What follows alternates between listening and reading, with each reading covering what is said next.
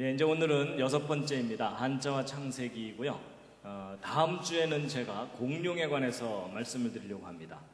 특히 아이들, 자녀들 좀 많이 데리고 오시면 도움이 되실 겁니다. 자, 이제 오늘은 창세기도 공부하고 한자도 배우는 시간입니다. 창세기 2장 7절에서 9절 말씀인데 함께 읽으시겠습니다. 시작. 여호와 하나님이 흙으로 사람을 지으시고 생기를 그 코에 불어넣으시니 사람이 생명이 된지라. 여호와 하나님이 동방의 에덴에 동산을 창설하시고 그 지으신 사람을 거기 두시고 여호와 하나님이 그 땅에서 보기에 아름답고 먹기에 좋은 나무가 나게 하시니 동산 가운데에는 생명나무와 선악을 알게 하는 나무도 있더라. 여러분, 지금 에덴 동산은 없어졌습니다. 왜냐하면 대홍수 때 다 파괴되었기 때문에 지금 남아있을 수가 없습니다. 그래서 남아있지도 않기 때문에 많은 사람들이 에덴 동산 이야기를 신화처럼 생각합니다. 실제 역사적인 사실이 아니었던 것처럼 생각하게 되는데, 이제 오늘 한자를 공부하시게 되면 이 모든 창세기의 기록이 역사적인 사실이라는 것을 다시 한번 확인하실 수 있게 될 겁니다. 여기가 어디죠? 예, 만리장성입니다. 가보셨습니까? 가보신 분? 예, 몇 분 계시는군요. 예, 저도 기회가 있어서 가봤습니다. 가봤는데요, 다리만 아픕니다. 예, 오늘 이제 이런 한자들이 성경과 무슨 관계가 있는지를 이제 차근차근 설명을 드리려고 합니다. 한자가 성경과 관계 있을 거라고는 꿈에도 생각하지 못했었습니다. 저도. 그런데 이 사실을 알고 나서 너무 많이 놀랐습니다. 지금부터 대략 4,300년 전쯤에 전 세계적인 대홍수가 있었던 것을 지난번에 말씀드렸었습니다. 그래서 대홍수 이후에 새로운 역사가 다시 시작되었는데요. 우리는 홍수 이전 세상을 잃어버리고 살고 있습니다. 그래서 그 홍수는 창조 후 1656년에 있었던 홍수였고, 그 홍수 끝나고 나서 노아의 후손 중에 아브라함, 이삭, 야곱의 후손이 오늘날 이스라엘 민족이고, 그 다음에 그 나머지 모든 민족들은 이 중간에서 다 갈라져 나간 겁니다. 그래서 중국 사람도 우리 아시아 모든 사람들이 다 이 중간에서 이제 갈라져 나갔다라고 보고 있습니다.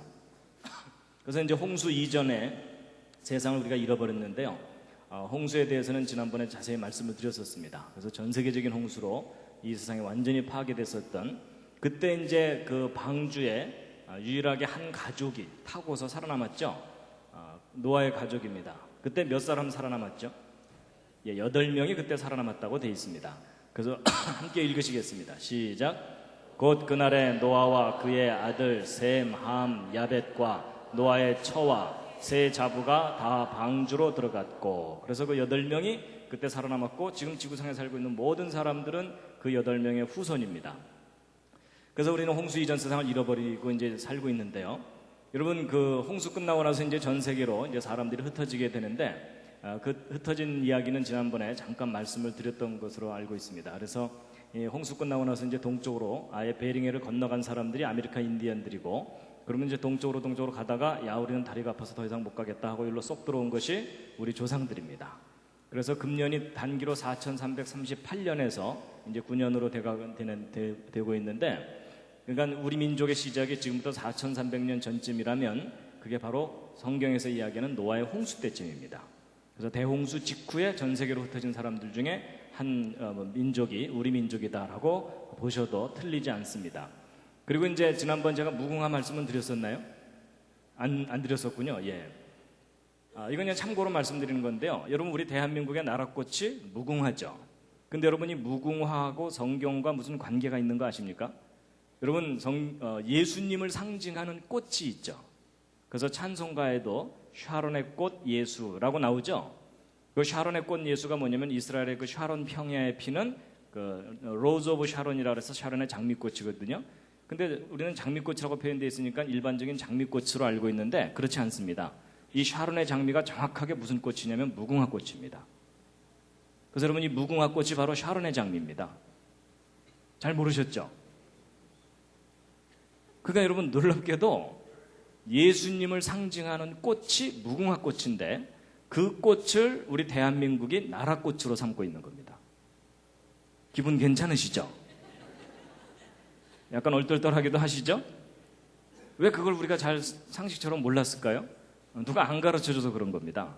그래서 여러분 이 무궁화에 대한 학명이 여기 시리아라고 써 있죠. 이 시리아가 이스라엘 북쪽에 있는 시리아 이쪽 지역입니다. 이쪽이 원산지입니다. 그래서 이쪽 지역의 옛날 유적 유물들을 발견해 보면 성벽이나 이런 곳에 무궁화 꽃잎, 나뭇잎 문양이 많이 발견됩니다. 예, 그냥 이것은 참고로 말씀드렸고요. 그 다음에 이제 동쪽으로 가다가 여기 땅 넓어 해 이러면서 살게 된 사람들이 누굽니까? 이게 이제 중국 사람들입니다. 예. 그런데 이 중국 사람들을 포함한 아시아 사람들이 한자를 함께 사용하고 있잖아요. 근데 여러분 이 한자를 발명한 사람들은 중국 본토 사람들이 아닙니다. 연구를 해보면 이 한자는 동이족이라고 이 중국보다는 약간 동북쪽에 살고 있는 사람들이 발명한 것이라고 지금 알려져 있습니다. 그럼 이쪽 사람들이 한자를 발명했다면 우리 조상일 가능성이 아주 높다는 얘기입니다. 그래서 이제 이 한자에 대해서 이제 말씀을 드릴 텐데요.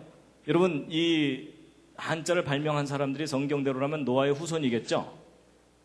그렇다면 한자 속에 뭔가 그 근거가 남아있을 텐데 그 대표적인 예가 바로 이제 이 글자입니다. 이 글자는 제가 지난번에 말씀드렸었나요? 아니었군요. 그때 노아홍수 이야기하면서 시간이 좀 없어서 이 부분은 빠뜨린 것 같습니다. 여러분 이 글자 무슨 글자이죠?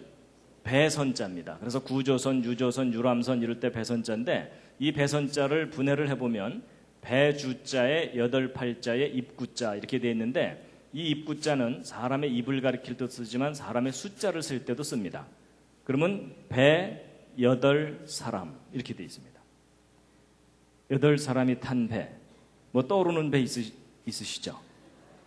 예, 성경 창세기의 내용을 아는 사람들은 이게 노아의 방주와 관련되어 있는 것을 생각해낼 수가 있거든요.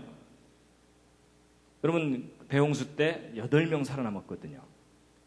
신기하죠? 근데 이제 이 글자 한 글자만 말씀드리면 어떤 분들은 야, 그 수많은 한자 가운데 어쩌다 한 글자가 성경하고 맞으니까 잘도 껴다 맞췄다. 이제 이러는 분들이 혹 있으실 겁니다. 근데 여러분 어쩌다 한 글자 맞으면 제가 쑥스럽게 이걸 뭘 소개를 해드리겠습니까? 그렇죠? 예, 오히려 반발심이 들죠. 근데 여러분 거꾸로 한번 생각해 보세요. 여러분이 이 한자를 발명한 옛날 사람들이라고 생각해 보자고요. 그럼 배와 관련지어서 왜 하필이면 그 수많은 숫자 중에 8팔자를 썼느냐 하는 겁니다. 여러분 어떤 글자가 오랫동안 사용되고 널리 사용되려면 그 글자를 만든 근거가 확실해야 됩니다. 그렇죠? 그럼 무슨 뚜렷한 근거가 없는 한 8팔자를 배와 관련해서 쓸 이유가 없다는 겁니다. 근데 성경 스토리를 우리가 알면 노아의 홍수 사건이 너무나 중요한 사건이고 그때 8명 살아남은 것이 아주 분명한 사실이었기 때문에 만약에 노아의 후손들이 글자를 만들었다면 이와 같이 만들었을 가능성이 높은 겁니다. 근데 이제 이 글자만 설명드리면 이제 우긴다 그러실까봐 또 다른 글자도 보여드리면요. 여러분 이것은 홍수 그럴 때 그 홍자죠. 그랬을 때 이게 뭐냐면 물숫자하고 함께 공자입니다. 왼쪽이 물숫자죠. 그래서 이것을 풀이를 해보면 물로 함께 멸망당했다 또는 홍수 때에 함께 살아남았다 이렇게 풀이될 수 있는 그런 모양인데 이 함께 공자 밑에도 8팔자가 또 들어있습니다. 희한하게도 배와 관련지어서 물과 관련지어서 8팔이라는 숫자가 자주 발견됩니다. 그리고 이제 이 글자는 조금 어려운 글자입니다. 그 연혁 소개 그럴 때 그 연자인데요. 아마 어른들은 기억하실 겁니다. 개교 기념일이나 회사 창립 기념일 날 기념식을 하는 순서 중에 하나가 뭡니까? 다음은 연혁 소개가 있겠습니다. 뭐 이런 거 있죠. 그 회사의 역사 같은 걸 얘기할 때 쓰는 말이거든요. 역사와 관계된 글자입니다. 근데 이 글자를 풀이를 해보면 물 숫자에 8팔자 입구자거든요. 홍수 후에 8사람으로부터 그 후손들이 이어져 내려갔다라고 하는 인류의 그 역사에 대한 이야기라고 볼 수 있는데 여러분 성경을 보면은 아라랏산에서 나온 노아의 그 8가족이 아마도 강을 따라서 아래쪽으로 내려가면서 정착하면서 살았을 거거든요. 그랬을 때 이 연자는 그 자체의 뜻은 물 따라 내려가다 이런 뜻을 가진 글자입니다. 그래서 아마 노아의 후손들도 물 따라 내려가면서 살았고 또 이 큰 산맥을 넘어서 동쪽으로 이제 이동을 해야 되거든요. 그럼 큰 산을 넘고 난 다음에는 강을 따라서 하류로 내려가면서 정착하면서 살게 됩니다. 그래서 그것과 관계된 글자일 거다라고 추정하고 있습니다. 그리고 이제 이 글자는요, 운반하다 그럴 때 반자입니다. 나를 반자인데 이걸 분해를 해보면은 이 왼쪽에 있는 요 글자가 손수자고 그 다음에 배주자, 여덟팔자, 또 우자 이렇게 돼 있습니다. 그러니까 손으로 배에다가 8사람이 계속해서 뭔가를 옮기고 있는 것을 나타낸 글자입니다. 근데 성경 기록을 보면 하나님께서 노아에게 동물들을 방주에 다 싣게 하신 후에 또 식량을 옮겨 실으라는 명령을 하십니다. 그래서 성경 창세기 6장 21절을 보면요. 너는 먹을 모든 식물, 먹을 것을 네개로 가져다가 저축하라 이러면서 방주에 실는 것을 명령하시는데 그것과 관계된 글자일 거라고 보고 있습니다. 잘 껴맞추죠. 그런데 이제 한자 중에 참 신기한 글자가 하나 있습니다. 바로 이제 이 글자입니다. 이거 무슨 뜻이죠? 이게 지을, 조, 만들다라는 뜻을 가진 글자입니다. 그럼 도대체 저 글자가 무엇을 만드는 글자인가 하는 건데요. 여러분 이 글자를 분해를 해보면 이 흑토자의 삐침에 입구자의 책받침이라고 보통 배우셨죠. 한자 배우실 때. 근데 이제 우리가 보통 책받침이라고 배우지만 이것의 원형 글자가 이겁니다. 이게 뭐냐면 이게 터럭삼자입니다. 그래서 사람의 긴 머리카락을 의미합니다. 그리고 몸, 팔, 두 다리. 그래서 긴 머리를 가진 사람이 이렇게 착 하고 걷는 그런 모양을 나타낸 글자입니다. 그래서 이게 이제 그 뜻도 쉬엄쉬엄 가다, 달리다 이런 뜻을 가진 착자입니다. 그 다음에 이제 요 삐침이라고 알려진 이 글자는 모양새가 이렇게 삐쳐 있는 것처럼 돼 있어가지고 그렇지 이 글자의 원래 뜻이 무슨 글자냐면은 이 생명입니다. 생명을 표시하는 글자입니다. 그래서 생명할 때 그 날생자에도 여기 삐침 붙어 있죠. 근데 요 두 글자를 비교해보면 그 뜻이 아주 분명해집니다.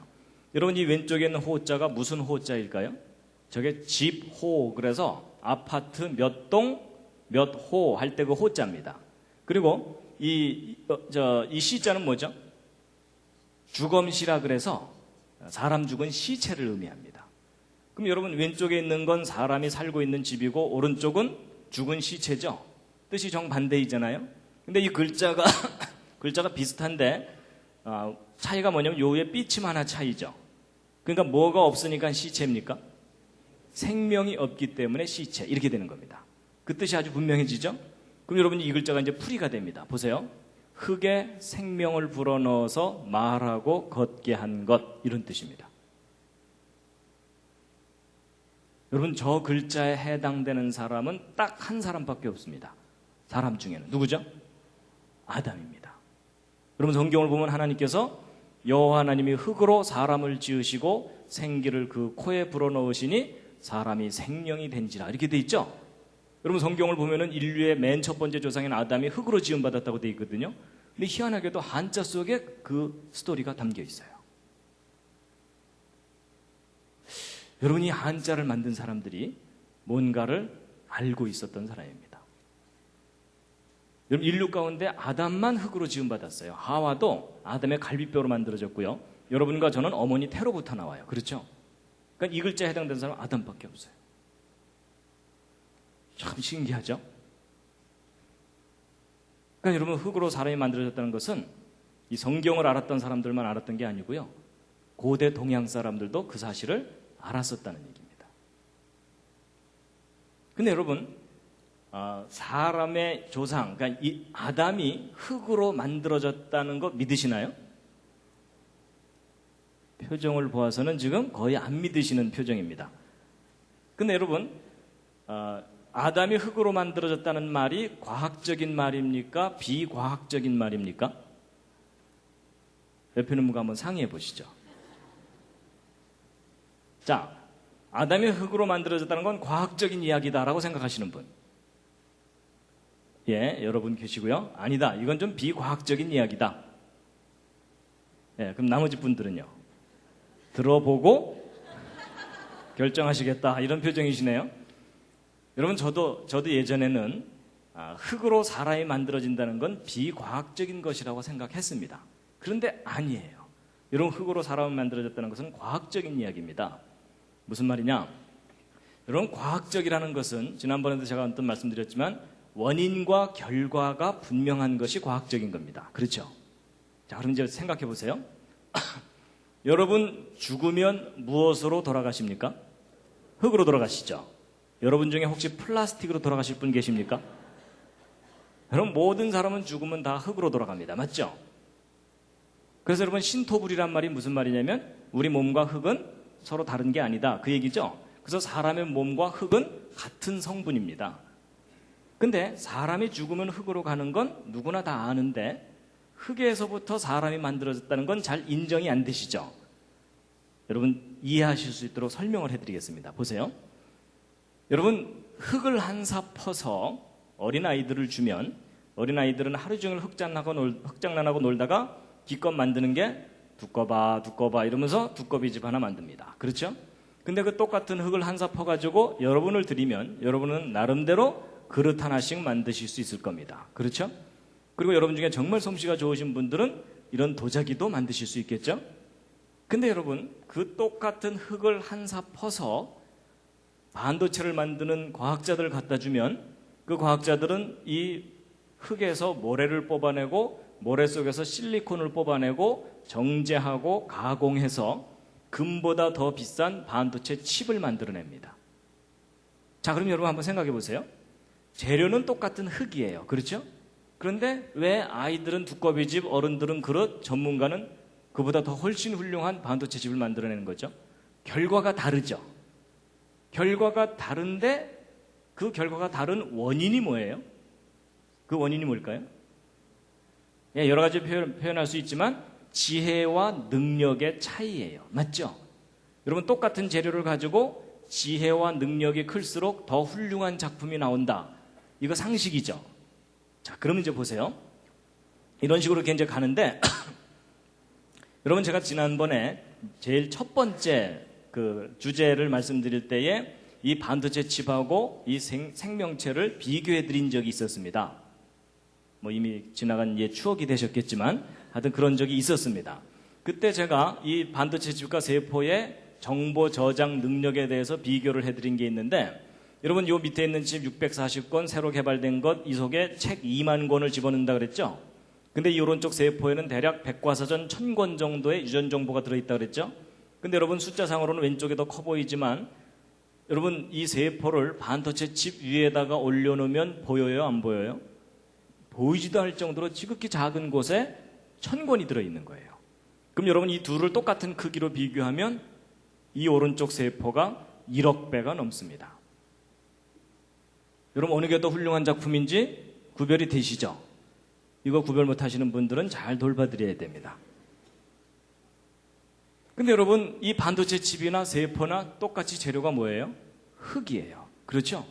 그렇다면 인간보다 훨씬 뛰어난 지혜와 능력이 있다면 흙으로 사람을 만드는 일이 가능하다, 불가능하다요? 가능하다라는 겁니다. 그래서 여러분 보세요. 어린아이 두꺼비집, 어른 그릇, 전문가 반도체 칩, 이보다 더 훨씬 뛰어난 지혜와 능력이 있다면 흙으로 생명을 만드는 일이 불가능한 일이 아니다라는 겁니다. 그렇죠? 중요한 요점은 지혜와 능력이 문제이지 흙으로 사람이 만들어지는 일은 불가능한 일이 아닙니다. 이해가 되시나요? 하여튼 저는 그렇게 우기고 살고 있습니다. 그래서 흙으로 사람이 만들어졌다는 것은 과학적인 이야기다라고 저는 생각합니다. 자, 여러분 지금부터 이제 소개해드린 이 한자 이야기는 바로 이 책입니다. 창세기의 발견이라는 꽤 오래전에 나온 책인데 사람들에게 널리 알려지지를 않았습니다. 그동안. 그래서 C.H. 강이라고 하는 중국계 목사님과 에델 넬슨이라는 미국인이 그동안 발표된 논문 여러 가지 자료들을 종합해서 한자와 성경과의 관계를 밝혀낸 책입니다.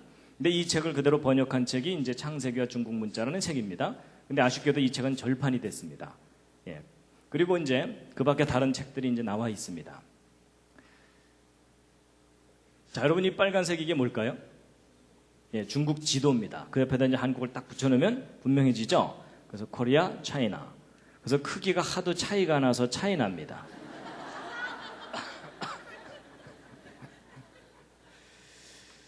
그래서 이 중국을 포함한 아시아 사람들이 이렇게 이제 한자를 사용하고 있는데요. 기왕 이제 중국 한자 얘기를 해야 되니까 중국 잠깐 함께 구경하시겠습니다. 북경 천안문입니다. 그 천안문 사태 때문에 전 세계에 널리 알려지게 됐고, 천안문의 야경이고요. 이 천안문 안쪽에는 고궁이라고 하는, 우리한테는 자금성이라고 알려진 큰 이제 성이 있습니다. 여기 뭐 아주 어마어마한 건물들이 이렇게 있고 여기서 여기까지 들어가려면은 외국 사신들이 여기서부터 여기까지 들어가려면 기가 팍 죽을 정도로 크게 만들어 놨습니다. 그리고 이제 그 청조 때의 서태후의 여름별장이라고 하는 이화원입니다. 예, 그래서 뭐 어마어마한 규모의 이제 별장을 이렇게 만들어 놓은 곳이 또 있고요. 그 다음에 이제 천단공원이라 그래서 옛날 명나라, 청나라 시절에 황제가 상제에게 제사 지내던 장소입니다. 그리고 이제 그 밖에 이제 중국식 건물인데 우리 건물하고는 좀씩 다르죠? 그런데 중국이 너무나 짧은 시간 내에 급변했습니다. 그래서 여기도 중국입니다. 여기가 이제 그 상해입니다. 상해 푸동이라고 하는 그 신시가지인데 이 상해에 살고 있는 사람들은 자기들을 중국 사람들이라고 부르면 싫어한답니다. 상해 사람이라고 불러달라 뭐 이렇게 얘기한답니다. 북한의 김정일이 이 상해에 방문했다가 큰 충격을 받았죠.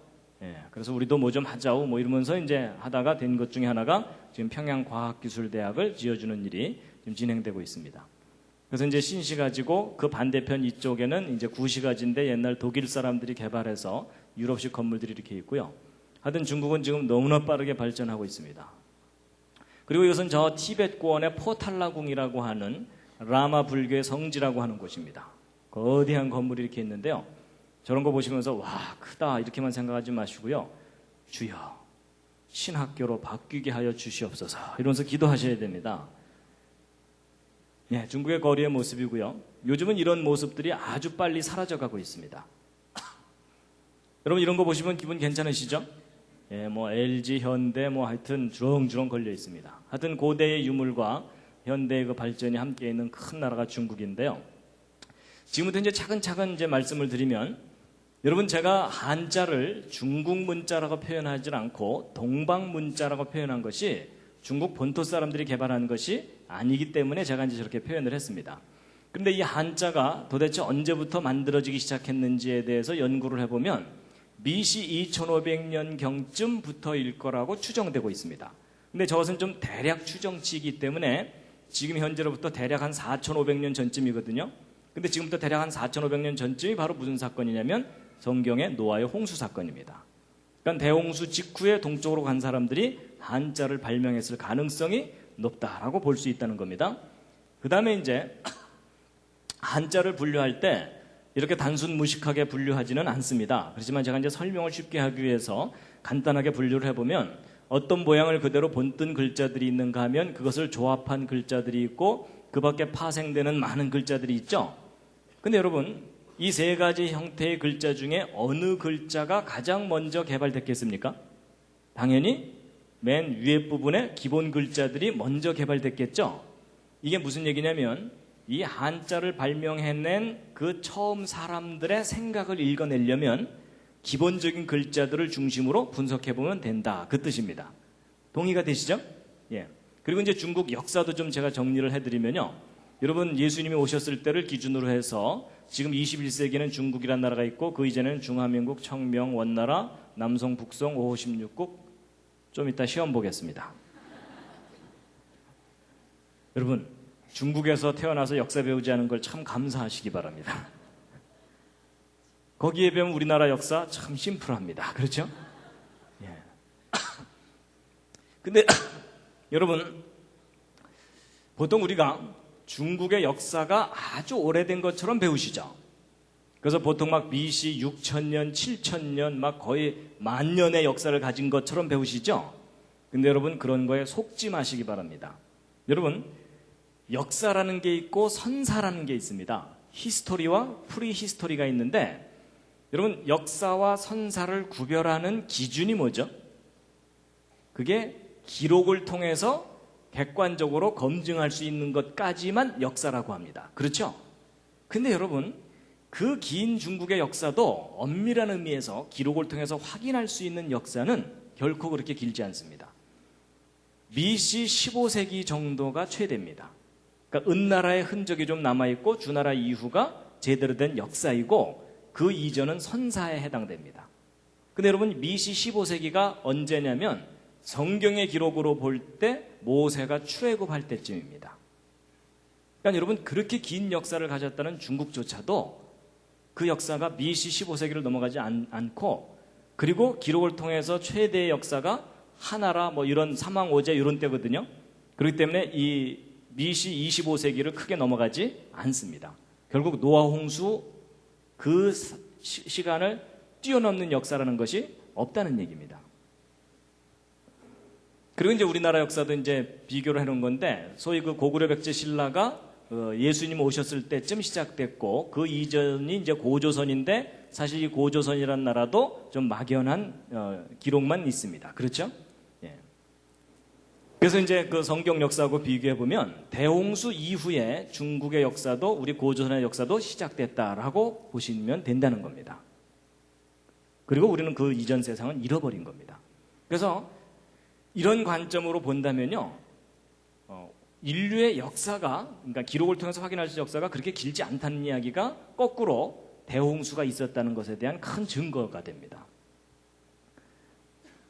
자, 그 다음에 이제 여러분 그 동양의 대표적인 종교와 사상이 뭐죠? 예, 대표적인 종교는 불교고 대표적인 사상은 유교죠.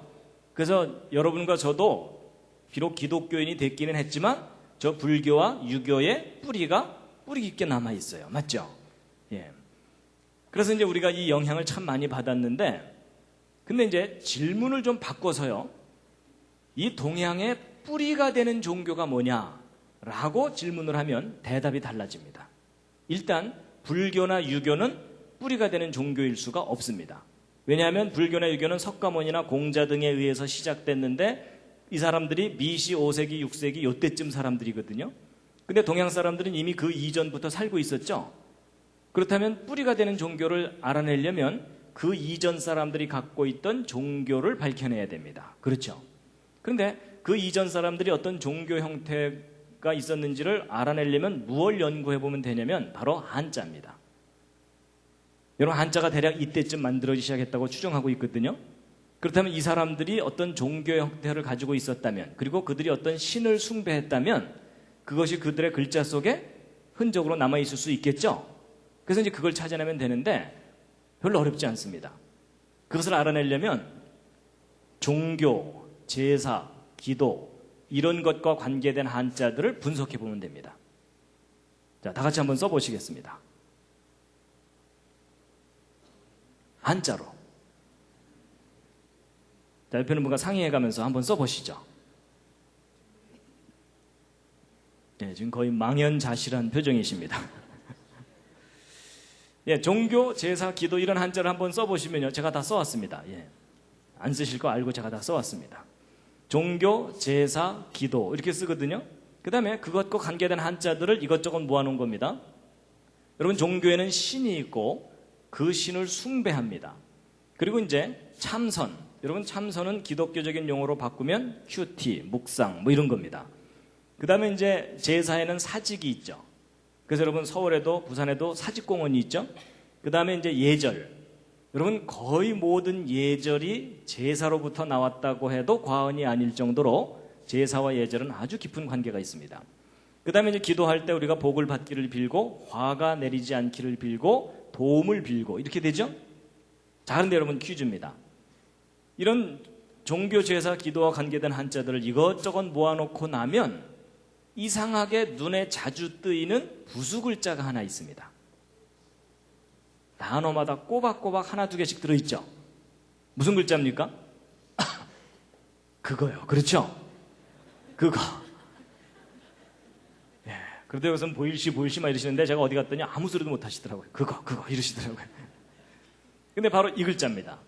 이 글자가 무슨 글자냐면 바로 보이다라는 뜻의 시자고, 또는 계시하다, 나타내주다 이런 거거든요. 근데 여러분, 계시하는 존재가 누구죠? 신이에요. 그렇죠? 근데 이제 그러면 이 글자가 글자마다 꼬박꼬박 들어있는데 저 글자가 뭔가 중요한 열쇠를 가지고 있는 글자입니다. 그럼 이제 이 글자의 비밀을 풀어야 되는데, 여러분 이 보일시의 옛날 그림 글자 형태가 여러 가지 형태로 있는데 그 중에 가장 단순하고 기본적인 형태가 이겁니다. 자, 그런데 여러분 우리가 한자를 배울 때 한자는 각 획마다 다 뜻이 있는 거 아시죠?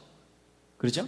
그래서 한자 배울 때 기본 세 획이 어떤 거냐면 그걸 나타내는 글자가 바로 이 장인 공자입니다. 여러분 한자가 네모나게 보통 생겼는데 장방형으로 생겼는데 여러분 위에 가로로 한 획이 무슨 뜻일까요? 이게 하늘입니다. 하늘. 그럼 밑에 가로로 한 획은 뭐겠습니까? 땅입니다. 그리고 위에 가로로 내리그은 획은 뭘까요? 이게 사람입니다. 이게 기본 세 획이거든요. 그럼 이 관점으로 이 글자를 한번 보시면 여러분 위에 한 획이 뭐죠? 하늘. 그 다음에 사람, 사람이죠? 하늘 몇 사람이요? 세 사람. 하늘 세 사람. 그러면 혹시 뭐 관련해서 뭐 떠오르는 거 없으십니까? 예, 성경을 보면 이 우주를 창조하신 창조자 하나님이 사람에게 세 가지 모습으로 하나님 자신을 표현을 하셨습니다. 그 세 가지 모습이 뭐냐면 아버지로서 성부 하나님, 그 다음에 아들로서 아들의 모습으로서 사람의 모습으로 이 땅에 방문하셨던 예수 그리스도 성자 하나님, 그리고 세 번째는 성령 하나님이죠. 그런데 우리가 알고 있는 그 삼위 하나님이라는 개념하고 뭔가 글자 모양이 통해요. 그렇죠? 그렇다면 고대 사람들도 신에 대해서 정확한 지식을 갖고 있을 수 있었을 텐데, 근데 이제 이 글자만 설명드리면 우긴다 그러실까봐 제가 이제 한 글자 더 알려드리면요. 여러분 하나님의 삼위 중에 성부, 성자, 세 번째가 뭐죠? 성령이죠. 근데 그 령자 쓸 줄 아십니까? 한자로? 이건 포기하셔야 됩니다. 왜냐하면 쓰기보다는 한참을 그려야 됩니다. 복잡하죠? 그래서 이게 이제 성령, 영혼 그럴 때 그 영자인데, 여러분 보세요. 이 글자 잘 보시면 가운데 입구자가 몇 개가 있나요? 세 개가 있죠. 여러분 저 입구자는 사람의 입을 가리킬 때도 쓰지만 사람의 숫자를 셀 때도 쓴다 그랬죠? 그럼 세 사람이죠. 희한하게도 어떤 신적인 존재와 관계된 글자들이 이상하게도 세 사람이 나타나 있어요. 항상. 그리고 이제 그 중에서도 요 밑에 있는 글자 이게 뭐냐면 무자거든요. 이게 보통 무당 그럴 때 쓰는 그 무자입니다. 근데 여러분 무당이라고 하면 기독교에 반대되는 것처럼 일반적으로 생각하죠. 근데 그런 편견을 좀 버리고, 여러분 무당이라는 존재의 원래 역할이 뭡니까? 신과 인간을 연결시켜주는 존재예요. 그렇죠? 근데 여러분 이 무자 자체만 다시 한번 들여다보세요. 이 무자를 보시면 위에 한 획이 뭐라 그랬죠? 하늘, 땅, 사람인데 두 사람이 더 있죠. 여기도 몇 사람이에요? 여기도 세 사람이에요. 뭔가 공통점이 있죠. 그렇다면 이 모든 것들을 종합해 볼 때 이 보일시라는 종교 제사 기도와 관계된 글자에 꼬박꼬박 나타나는 이 글자가 고대 동양 사람들이 그들이 숭배하던 신 또는 신과 관계된 뭔가 중요한 것을 나타낸 글자일 가능성이 높다라고 해도 큰 무리가 없겠죠. 아니면 말고요. 제가 조심스럽게 얘기하는 겁니다. 자, 그런데 그럼 이 글자가 그거 관계 있다라고 좀 우리가 좀 어느 정도 타당성이 있다고 생각한다면, 한자 중에 성경 창세기 이야기를 모르면 안 풀리는 글자가 참 많아요. 그 중에 아주 대표적인 글자가 뭐냐면 바로 이 글자입니다. 여러분 저건 무슨 글자죠? 예, 금지하다라는 금자입니다. 여러분 청소년 시절에 한 맺히는 글자 아닙니까? 그렇죠? 예, 호기심에 한번 들어가 보고 싶은데 미성년자 출입 금지 뭐 이렇게 돼 있는 거예요. 그리고 요즘 이제 차가 많아져 갖고 골목마다 주차 금지. 여러분 사람이 자기가 마음껏 뭔가를 하고 싶은데 그거 못하게 하면 한이 맺혀요. 그렇죠? 그래서 여러분 우리로 하여금 한 맺히게 하는 글자가 저 금알금자인데, 여러분 이 금지하다라는 금자를 일반적으로 풀이하면 숲을 님자에 보일 시자거든요. 근데 여러분 숲이 보이다, 숲이 보이다, 이거 하루 종일 생각해도 하지 말아라는 뜻을 가져야 될 뚜렷한 이유가 떠오르질 않아요. 근데 여러분 이 글자는 이렇게 풀면은 안 되고요. 이 숲을 님자 자체가 나무가 몇 개가 있어요? 두 개가 있죠. 그럼 이 두 개를 나무를 따로따로 해놓고 나면 풀려요. 두 개의 나무와 그리고 신과 관계된 무엇이라 그랬죠? 그럼 여러분 성경 창세기 이야기를 알면은 여러분 에덴 동산 중앙에 두 나무 있었죠. 그렇죠? 생명나무와 선악을 알게 하는 나무, 그리고 하나님. 그러면은 뜻이 뭐예요? 하지 말아라. 여러분 에덴 동산 사건을 우리가 알면, 여러분 하나님께서 아담과 하와에게 모든 걸 다 허락하셨는데 맨 처음에 딱 하나 금하신 게 있었어요. 뭐였죠? 선악을 알게 하는 나무의 실과는 먹지 말아라. 내가 먹는 날에는 반드시 죽을 것이다. 그래서 여러분과 저는 지금 다 죽어요. 그렇죠? 근데 아담과 하와가 그걸 따먹었어요. 따먹고 나서 에덴 동산에 쫓겨납니다. 근데 쫓아내실 때 하나님께서 또 하나 금하신 나무가 있어요. 그게 뭐죠? 생명나무예요. 그래서 생명나무 가는 길을 천사들과 화염검으로 지키게 하셨어요. 그래서 여러분 그 창세기 에덴 동산 이야기를 다 정리해 보면 하나님께서 인간에게 모든 걸 다 허락하셨는데 딱 두 가지 금한 게 뭐예요? 선악을 알게 하는 나무와 생명나무. 그 두 나무와 하나님. 그럼 합치면 뜻이 뭐예요? 하지 말아라. 잘 껴맞추죠. 그런데 여러분 그렇게 풀이될 수 있는 모양을 하고 있는 게 너무 신기하지 않으세요? 아니 생각해 보세요. 나야 에덴 동산 이야기를 아니까 나무 2개 이렇게 그려놓고 하늘에서 오신 3분 이러면서 상대방을 딱 보여줬는데 상대방이 이게 뭔 소리요? 이러면은 그 글자 사용할 수 있어요 없어요? 할 수 없어요. 근데 내가 나무 2개 그려놓고 하늘에서 오신 3분 이러면서 상대방을 딱 보여줬더니 상대방이 뭐라고 알아듣는 거예요? 하지 말아라. 이게 지금 수천 년 동안 사용되어 왔다는 얘기는 이걸 사용한 사람들이 그 이야기를 서로 알고 있었어야만 가능한 일이에요. 맞죠?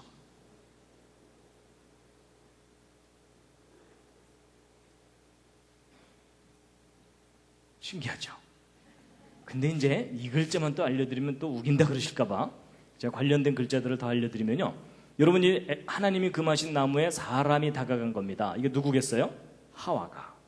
그래서 가서 봤더니 성경에 뭐라고 써있죠? 보암직도 하고 먹음직도 하고 지혜롭게 할 만큼 탐스러운지라 이렇게 돼 있어요. 야 저거 하나 따먹으면 수능 만점 받겠다 뭐 이런 거예요. 그래서 이게 그 뜻이 뭐냐면 우러러보다 고개를 쳐들다라는 금자예요. 이 밑에 있는 글자가 더 리얼해요. 보세요. 여러분 하나님이 금하신 그 두 나무에 여자가 다가갔죠? 이 여자 누굴까요? 하와. 그렇죠? 그래서 여러분 이게 무슨 뜻일까요? 놀라지 마세요. 이게 탐내다 욕심을 부리다라는 람자예요. 여러분 지금 좀 소름이 좀 돋지 않으세요?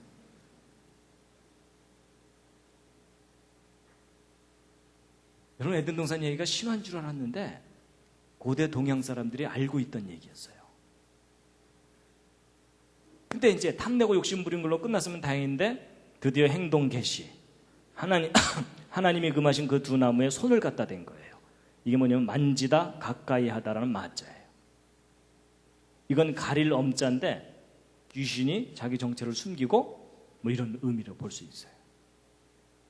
그리고 여러분 에덴 동산에 등장하는 우리의 왼수 있죠. 뭐예요? 뱀, 비암. 그렇죠? 예. 여러분 그 뱀이 하와를 유혹하잖아요. 근데 계시록에 보면 그 뱀의 정체가 나옵니다. 함께 2줄만 읽겠습니다. 시작.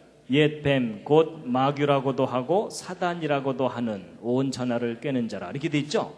여러분 옛 뱀이 뭐냐면 그 에덴 동산의 그 뱀입니다. 그 뱀이 정체가 곧 뭐라고요? 마귀. 여러분 마귀 좋아하세요? 싫어하시죠? 근데 여러분 마귀자 쓸 줄 아세요? 한자로? 여러분 마귀자 이렇게 써요. 마귀. 그래서 여러분 이게 악마, 사탄인데 잘 보세요. 두 나무와 관계된 귀신. 그게 악마예요. 지금 계속 놀라고 계시죠? 자기 정체를 숨기고. 그 다음에 귀신은 뭐냐? 여러분 보세요. 이 귀신 귀자에 요 밭전자 있죠? 지금 우리가 이제 밭전자라고 알려져 있지만 이 글자의 옛날 원형 글자들을 연구해 본 분들이 이것은 에덴 동산을 표시하던 글자구나. 어떤 특별한 장소. 이제 그걸 알게 됐어요. 그래서 여러분 귀신은 뭐냐면 에덴 동산에 어떤 살아있는 것이 사람에게 비밀스럽게 접근한 존재. 이게 귀신이에요. 그래서 이제 한자 중에 이제 몇 가지 기본 글자들을 먼저 알려드리면요. 이 밭전자가 아까 말씀드린 대로 어떤 특별한 장소를 표시하던 글자인데 우리가 지금은 밭이라고 알려있지만 원래 에덴 동산을 나타내던 글자이고요. 이 선역서자는 여러분 에덴 동산에 있던 첫 번째 사람입니다. 이게 사람 인자의 옛날 형태거든요. 에덴 동산의 첫 번째 사람이 누구죠? 아담이죠. 그래서 이 선역서자는 지금은 선역서자지만은 아담, 남자를 표현하는 글자입니다. 근데 왜 선역서자로 지금 쓰느냐? 저것도 관련이 있다고 보고 있어요. 여러분, 동양 사람들이 볼 때 에덴 동산은 어느 쪽 방향이에요? 서쪽 방향이에요. 그렇죠? 그래서 이제 관련이 있다고 보고, 그 다음에 이제 뼈골자입니다. 여러분, 아담의 갈비뼈로 하와를 만들었죠. 성경을 보면. 그럼 여러분, 저 뼈골자는 누구를 나타내는 글자겠어요? 여자, 하와. 그래서 지금은 뼈로 알려져 있지만 하와입니다. 그래서 이제 여러분, 아담의 갈비뼈로 하와를 만드는 장면을 이제 좀 자세하게 설명을 드릴 텐데요. 일단 성경에 써 있는 내용, 뭐라고 써 있는지 한번 유심히 한번 읽어보시기 바랍니다. 시작.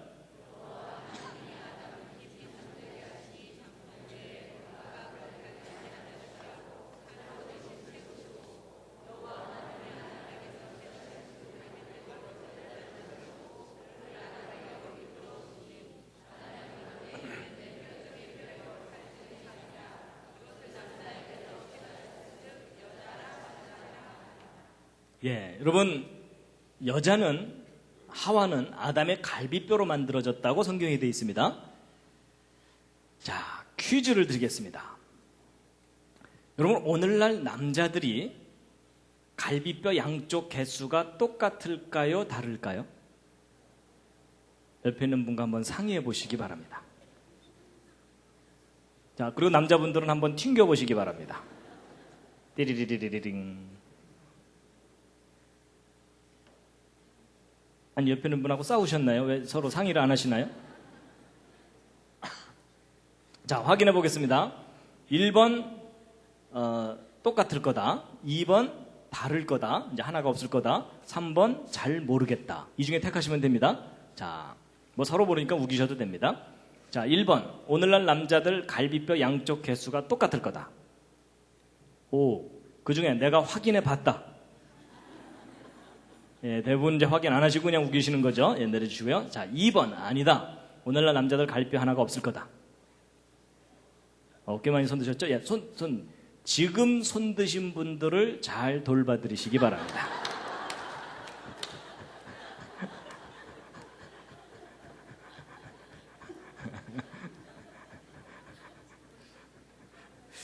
왜 손 드셨습니까? 아담의 갈비뼈로 하와를 만들었으니까 남자들은 갈비뼈 하나 없어야 된다. 이 생각 때문에 손 드셨죠? 예, 하여튼 옆에서 잘 돌봐드리시기 바랍니다. 여러분, 저는 과학을 공부하고 또 이제 성경을 믿고 그러다 보니까 신앙의 과학화를 부르짖는 사람 중에 하나입니다. 여러분, 하나님이 창조하신 세상의 원리와 법칙을 정확하게 모르면, 그러니까 쉽게 얘기하면 과학을 잘 모르면 미신, 맹신, 불신 이런 게 생기게 돼 있어요. 아주 그 대표적인 예가 바로 이 갈비뼈 얘기입니다.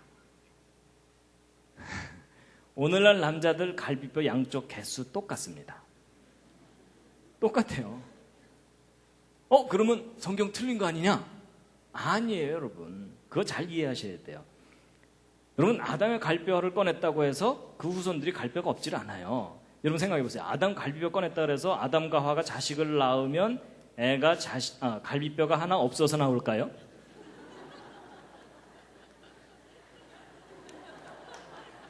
아닌 거 짐작하시겠죠? 여러분, 만약에 그런 식으로 유전이 되는 거라면 문제가 심각해져요. 여러분, 조상님 중에 논에 나가서 낫질하다가 손가락 잘린 분, 자식을 낳았더니 애가 손가락이 하나 없어서 나와. 전쟁 나가서 다리 잘린 분, 집에 돌아와서 애를 낳았더니 애가 다리가 없어서 나와. 여러분, 이런 식으로 유전이 되는 거라면 지금 현재 여러분과 저는 몸뚱이만 앉아 있어야 됩니다. 맞죠? 여러분, 유전은 지난번 말씀드린 것처럼 유전 정보, DNA, 그걸로 유전이 되는 거지 갈비뼈를 꺼냈다고 유전자 정보가 변해요? 아닙니다, 여러분. 그냥 과학의 원리를 잘 모르면 그런 오해를 하게 돼 있어요. 그래서 여러분, 바로 이 문제를 정확하게 몰랐기 때문에 그동안 많은 기독교 학생들이 학교에 가서 핍박을 받았어요. 학교에서 못된 친구가 이제 붙들어 놓고서, 야, 너 성경 믿지? 응. 그럼 창세기에 그 아담의 갈뼈로 하와 만들었다는 거 믿겠네? 응. 그럼 아담의 갈뼈로 하와를 만들었으면 남자들은 갈뼈 하나 없어야 되겠네? 응. 이러면서 이제 비극이 시작되는 거예요. 근데 뭐 엑스레이 찍어보고 뭐 다 봐도 인체 도감 다 봐도 갈비 양쪽에서 똑같거든요. 그거 봐 임마 성경 틀렸잖아 이러면은 이 학생이 아무 말도 못하는 거예요. 그렇죠? 그냥 얼굴이 빨개져갖고 그날 저녁 교회 뒷자리 어두컴컴한 데 앉아서 울면서 기도하는 거예요. 주여 이게 어찌 된 일이옵나이까.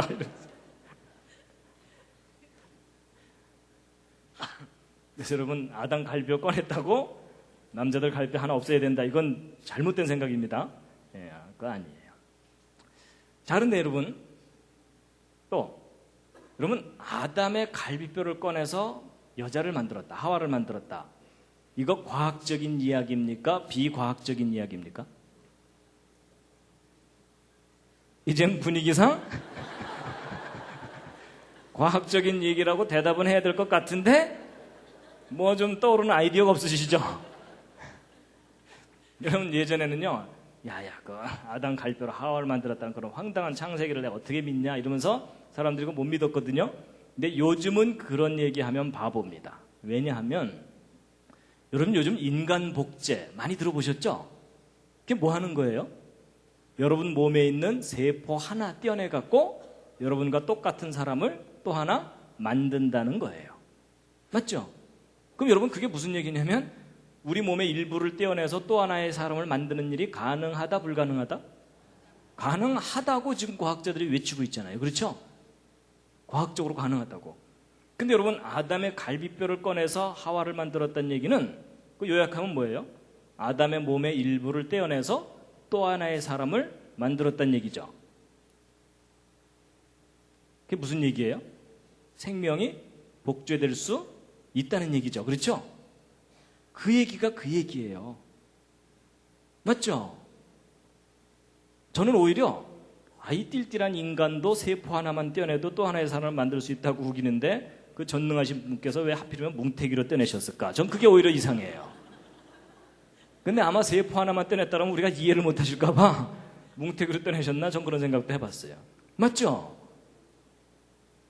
불완전한 지식을 가진 인간도 사람 몸 일부를 떼내서 또 하나의 사람을 만들 수 있는 시대잖아요. 그게 과학적으로 가능하잖아요. 그렇죠? 근데 전능하신 분이 그거 못 하시겠어요. 그렇죠? 그러니까 여러분 생명 복제의 시조가 누구세요? 여러분 하나님이세요. 그렇죠? 과학자들이 이제 그 원리를 알아낸 것뿐이에요. 이해가 되시죠? 그 다음에 여러분 보세요. 아담을 깊이 잠들게 했다 그랬죠? 전신 마취의 시조가 누구십니까?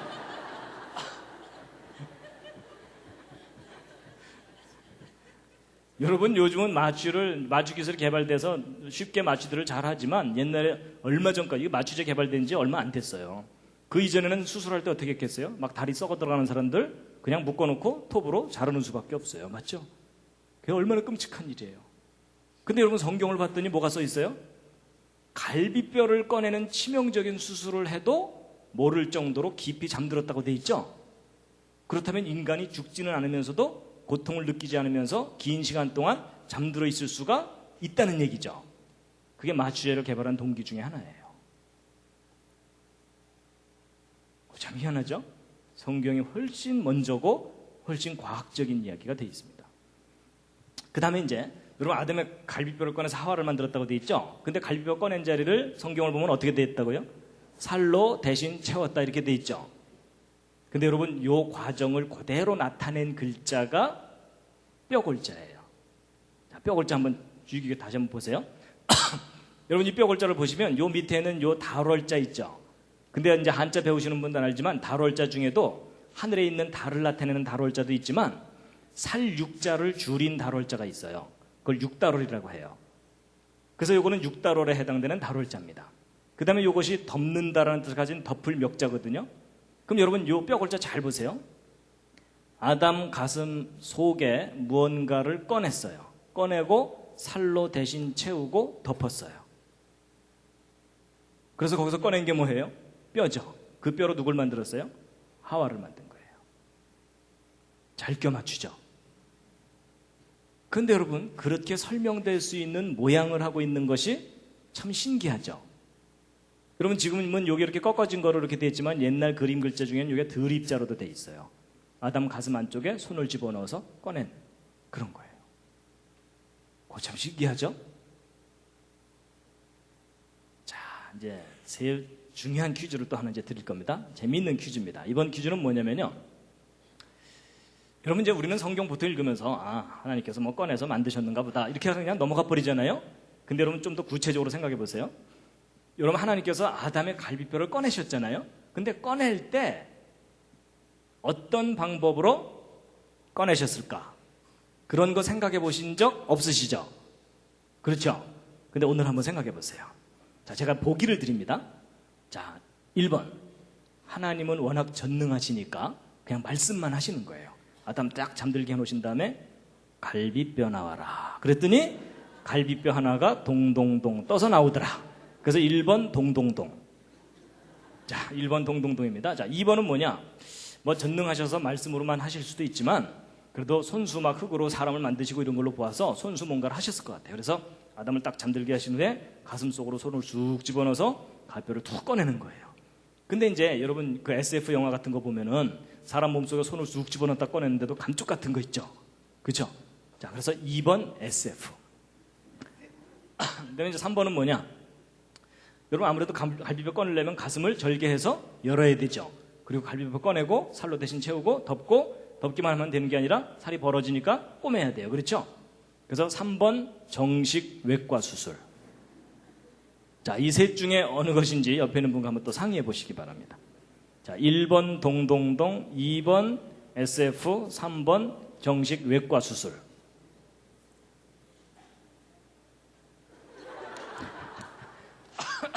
자, 이제 확인해 보겠습니다. 서로 모르니까 우기셔도 됩니다. 예, 재미삼아 그냥 한번 풀어보시면 됩니다. 자, 전능하시기 때문에 말씀만으로 하셨을 거다. 자, 1번 동동동. 동동동일 거다. 자, 지금 손 드신 분들은 만화를 많이 보신 분들입니다. 내려주시고요. 자, 2번 아니다. 말씀만으로 하셨으면 손을 직접 넣는데 솜씨는 좋아갖고 감쪽같이 하셨을 거다. 자, 2번 SF. 자, 지금 손 드신 분들은 공상과학 영화를 많이 보신 분들입니다. 자, 내려주시고요. 자, 3번 정식 외과 수술하셨을 거다. 자, 지금 손 드신 분들은 하나님의 전능하심을 잘 안 믿는 분들입니다. 하나님께서 직접 피 튀겨 가시면서 천사들한테 겸자 어디 있어 겸자 뭐 이러면서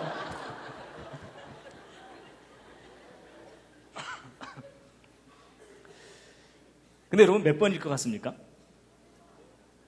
저는 나름대로 근거가 있습니다.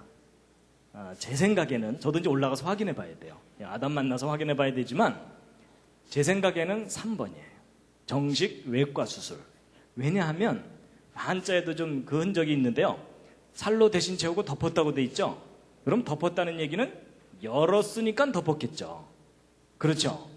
그래서 여기에 이제 흔적이 있는데 그보다 더 중요한 단서가 더 확실한 단서가 뭐냐면요. 아담의 고백입니다. 아담의 고백. 여러분, 아담은 완벽하게 기절했다 일어났죠. 근데 앞에 여자가 있는 거예요. 하나님이 이제 만들어서 데리고 왔으니까. 근데 아담이 뭐라고 고백해요? 이는 내 뼈 중에 뼈요, 살 중에 살이라고 얘기를 하죠. 쉽게 얘기하면 뭐예요? 이건 내 뼈다구다. 이러면서 지금 자기 거라고 주장하는 거잖아요. 그렇죠? 근데 그게 좀 이상해요. 왜냐하면 저 하나님이 가르쳐 주셨다는 말도 없거든요. 아담이 스스로 한 말이에요. 이상한 게 뭐냐면 여러분, 아담은 자기가 흙으로 지음받았다는 거 알겠죠? 일단. 그죠? 하나님과 대화가 되는 사람이니까. 그럼 이제 아담이 완벽하게 기절했다 딱 일어났어요. 근데 앞에 여자가 있어. 그럼 아담이 뭐라고 생각해야 되냐면 내가 기절한 사이에 하나님께서 이 여자도 흙으로 만들어서 내 앞에 데리고 왔는가 보다라고 생각하는 것이 정상적인 판단이에요. 맞죠? 근데 아담이 지금 그렇게 말을 하는 게 아니라 지금 뭐라고 우기는 거예요? 이 여자는 내 뼈다구다 이러면서 소유권을 주장하고 있는 중이에요. 맞죠? 그럼 여러분, 아담이 이 자기 거라고 우기려면 뭔가 근거가 있어야 되잖아요. 그래서 제가 생각해 봤더니 아마도 상황이 이런 것 같아요. 아담이 기절했다 딱 일어났어요. 앞에 여자가 있어. 감탄할 틈도 없이 옆구리가 욱신욱신 쑤시는 거예요. 여러분, 그 대수술을 했는데 여기가 뭐 멀쩡하겠습니까? 그래갖고 아담이 이상하다 싶어서 밑으로 딱 내려다봤더니 뭐 꺼낸 자국이 있어. 그래서 이제 확인하느라고 위에서 띠리링 튕겨봤더니 하나가 비어. 그럼 아담의 합리적인 결론은 뭐겠어요? 이 여자? 예, 이거 꺼내서 만들었으니까 누구 거예요? 이 여자 내 거다. 제가 하도 할 일이 없어서 별 생각 다 해봤습니다. 근데 여러분, 제가 이렇게 우기는 것도 또 근거가 있습니다. 여러분이 아담 갈비뼈 꺼낸 흉터 있었겠어요? 없었겠어요? 하나님이 워낙 솜씨가 좋으시니까는 없애실 수도 있죠. 그런데 남겨두셨을 가능성이 높아요. 왜냐하면 그 예가, 여러분 엊그제가 이제 부활주일이었죠? 여러분 예수님 부활하셨을 때 제자들에게 무엇 보여주셨어요? 손에 못자국과 옆구리에 창자국 보여주셨죠? 여러분 예수님이 누구시냐면 창조자 하나님이세요. 창조자 하나님이 이 땅에 오셔서 부활을 하셨는데 이 손에 못자국, 창자국 이거 지우실 수 있겠어요? 없겠어요?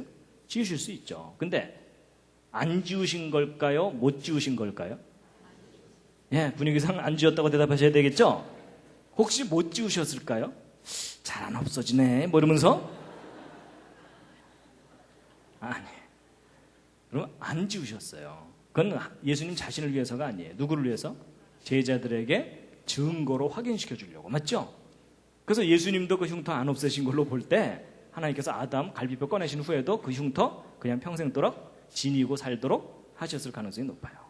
그럼 아담은 이제 부부싸움 할 때마다 항상 여기를 보면서 아 여기서 나왔지 뭐 이러면서 이해가 되시죠? 그래서 여러분 천국에 가서 아담을 찾는 법 뭐예요? 그 흉터 있는 분 찾으시면 돼요. 근데 예수님도 흉터가 있으시거든요. 그러니까 예수님과 아담을 구별하는 방법이 뭔지 아세요? 손에 못자국도 구별하면 되지만 또 하나가 배꼽이에요. 배꼽. 아담은 배꼽이 있겠어요? 없겠어요? 네, 지난번에 얘기한 대로 근데 예수님 배꼽 있으세요? 없으세요? 있으시죠. 그렇죠. 마리아의 태로부터 나오셨으니까. 하여튼 제가 뭐 창세기로 별 생각 다 해봤습니다. 여러분 창세기 이렇게 공부하면 너무너무 재밌습니다. 자, 그래서 여러분 보세요. 필요하다는 요자죠. 필요할 요자인데 여러분 사람이 살다 보면 필요한 게 정말 많잖아요. 뭐 아파트도 필요하고 다 필요하잖아요. 그런데 가장 필요한 게 뭔지 한자에 잘 나타나 있는데 여러분 아까 말씀드린 대로 풀이하면 이게 다 풀려요. 아담에게 누가 필요해요? 여자가. 여러분 성경을 보면요. 하나님께서 아담 만드신 다음에 곧바로 하와를 만들어주지 않으시고 동물들 이름 짓게 하셨어요. 맞죠? 그러니까 그리고 나서 여자를 만들어줬거든요. 그래서 여러분 그걸 순서를 잘 보면요. 남자들에게는 사명이 먼저고 그 다음에 여자예요. 그렇죠? 하여튼 그렇게 돼 있어요. 근데 창세기를 읽으면 하나님께서 첫째 날, 둘째 날, 셋째 날 만드시면서 보시기에 좋았더라, 보시기에 좋았더라, 보시기에 좋았더라 계속 나오는데 좋지 않다고 한 장면이 여기 나와요. 뭐예요? 남자가 혼자 사는 것이 좋지 못하다. 구체적으로는 아담이 혼자 사는 것이 좋지 못하니 내가 그를 위하여 돕는 배필을 지으리라 하시고 여자를 만들어 주셨어요. 자, 그럼 여러분 여자가 창조된 목적이 뭐예요? 누구를 돕는 배필? 남자를 돕는 배필로 만드신 거예요. 맞죠? 근데 기분 좋으세요? 안 좋으세요? 표정이 별로 안 좋으신 것 같아요. 자, 일단 남자분들 여자는 남자를 돕는 배필로 지음을 받았다. 기분 좋으세요? 안 좋으세요? 좋으신데 표정 관리하기가 힘드시죠? 자, 근데 이번엔 여자분들. 여러분 여자분들 여자는 남자의 돕는 배필로 지음을 받았다. 기분 좋으세요? 나쁘세요? 별로 안 좋으시죠? 예. 여러분 기독교 여성 해방론자들이 제일 싫어하는 성경 말씀 중에 하나가 저거예요. 왜 남자가 주연이고 여자가 조연이냐 이러면서 아주 싫어하거든요. 근데 여러분 그거는 오해입니다. 여러분 이 돕는 배필을 정확하게 모르기 때문에 오해를 하시는 거예요. 여러분 저거 절대로 기분 나빠하실 일이 아니에요. 자, 여러분 제가 돕는 배필이 뭔지를 알려드릴 텐데요. 제 질문에 한번 대답을 해보세요. 자, 돕는 배필. 여러분 똘똘한 사람이 띨띨한 사람을 돕습니까? 띨띨한 사람이 똘똘한 사람을 돕습니까?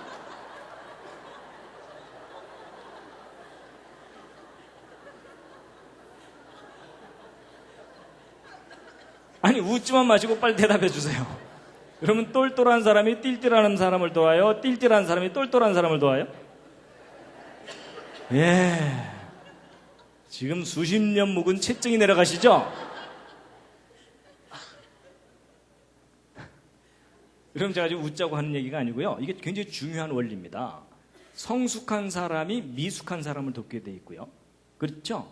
지혜가 많은 사람이 지혜가 적은 사람을 돕게 돼 있고 그렇게 돼 있어요. 아니 여러분 근본적으로 여러분 창조자 하나님이 우리 인간을 도와주세요. 우리 인간이 하나님 도와드려요? 하나님 요즘 힘드시죠? 저희들이 좀 도와드릴까요? 뭐 이래요? 아니에요 여러분. 완전한 사람이 불완전한 사람을 돕는 게 돕는다는 개념의 정확한 정의예요. 여러분 띨띨한 사람이 도와주면 일이 더 안 되는 거 아시죠?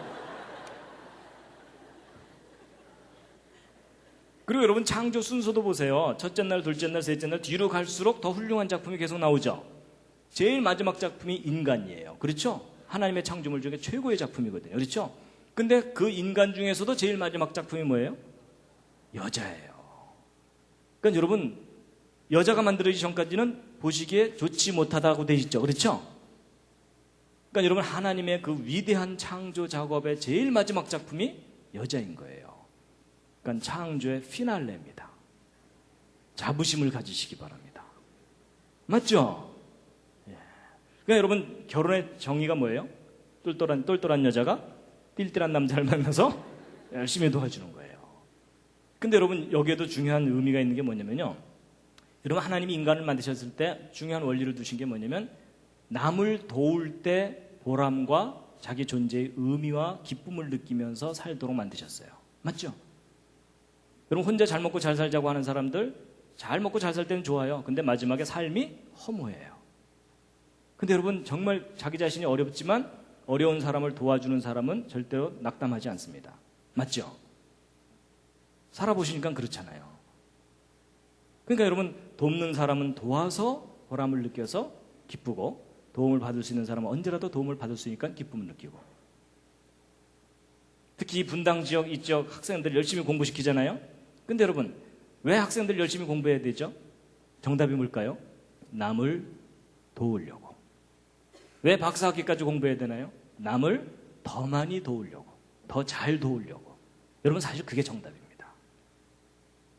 너 공부 잘해서 출세해라. 이거 결코 해야 될 말이 아닙니다. 남을 잘 도우려면 공부 열심히 해라. 그렇게 가르쳐야 됩니다. 동의하십니까? 이거 정말 중요한 겁니다. 그렇죠? 예. 그러니까 여러분 이 문제가 잘 해결되면요. 한국교회에 큰 문제가 해결됩니다. 교회에 자매들이 너무 많아요. 그렇죠? 그래서 결혼 정년기가 된 자매들이 신랑감 구하기가 힘들어요.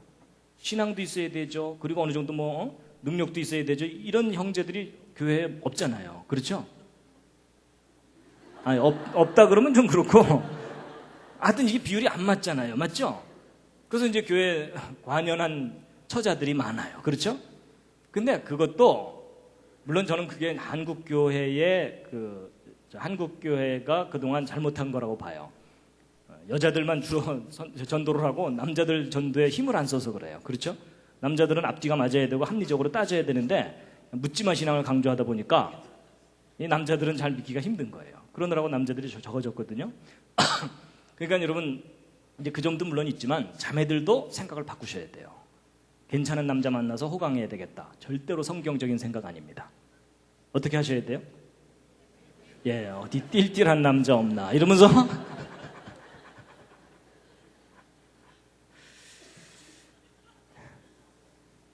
잠시 기지개 한번 켜주겠습니다.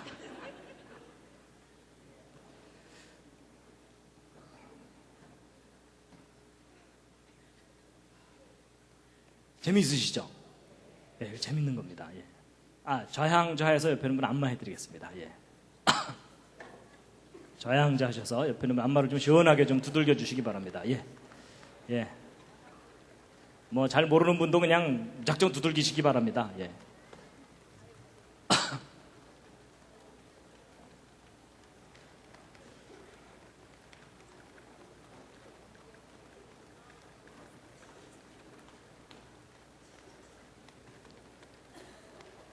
예, 반대로도 해주시고요. 예. 언제나 그렇듯이 옆에 있는 분이 오케이 할 때까지입니다.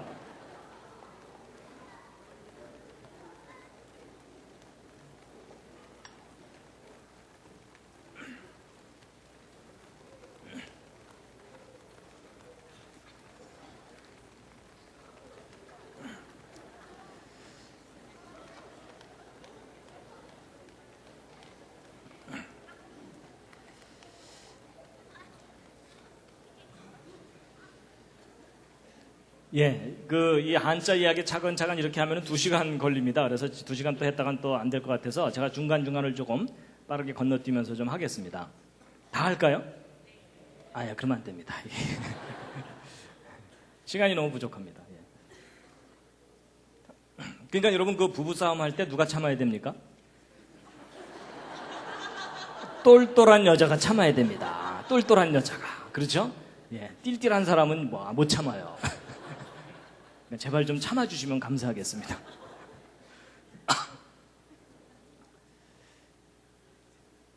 그래서 여러분 배필이 뭐냐? 여러분 아까 말씀드린 대로 하면 잘 풀려요. 여러분 아담으로부터 만들어낸 또 하나의 몸을 가지고 짝을 지어주신 거예요. 그렇죠? 그리고 짝 필자도 보시면요. 가둘해자의 어진 사람 인자입니다. 여러분 이게 가둘해자가 무슨 뜻이냐면 하와가 원래 아담의 갈비뼈로 있었잖아요. 그렇죠? 그러니까 숨겨져 있던, 가두어져 있던 존재를 꺼내서 짝을 만드신 거예요. 근데 그렇게 해서 만든 사람이 어진 사람이거든요. 일반 사람 인자가 아니라 어진 사람 인자예요. 이게 영어로 얘기하면 머추어입니다. 머추어는 성숙한이란 뜻이에요. 머추어에 상대되는 말이 무슨 말이죠? 아마추어. 그렇죠? 그래서 아마추어는 미숙한 이런 뜻이고 머추어는 성숙한 이런 뜻이거든요. 그러니까 저 글자도 뜻이 있어요. 무슨 얘기냐면 하나님께서 아담의 갈비뼈로 하와를 만드실 때 어린 아기를 만드신 게 아니란 얘기입니다. 여러분 아담이 기절했다가 딱 일어나 봤더니 옆에서 아기가 울고 있더라. 이거 얼마나 한심하겠어요. 그렇죠? 언제 키워서 결혼해요. 그렇죠?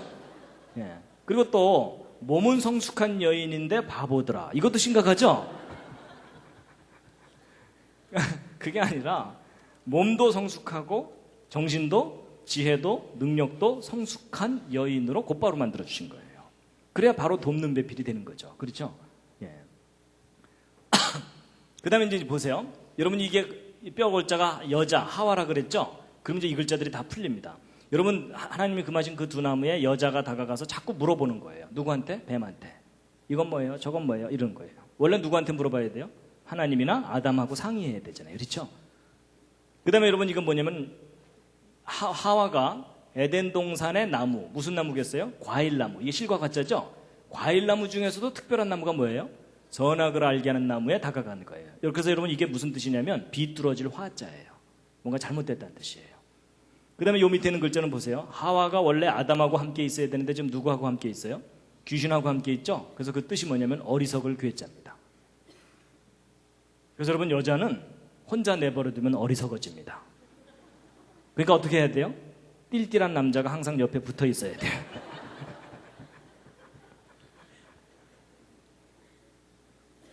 그 다음에 이제 영혼이 뭐냐? 여러분 이 혼자 이게 뭐냐면 이를 운자의 귀신 귀자거든요. 이게 뭐냐면 귀신과 하와가 대화한 내용의 주제가 영혼이에요.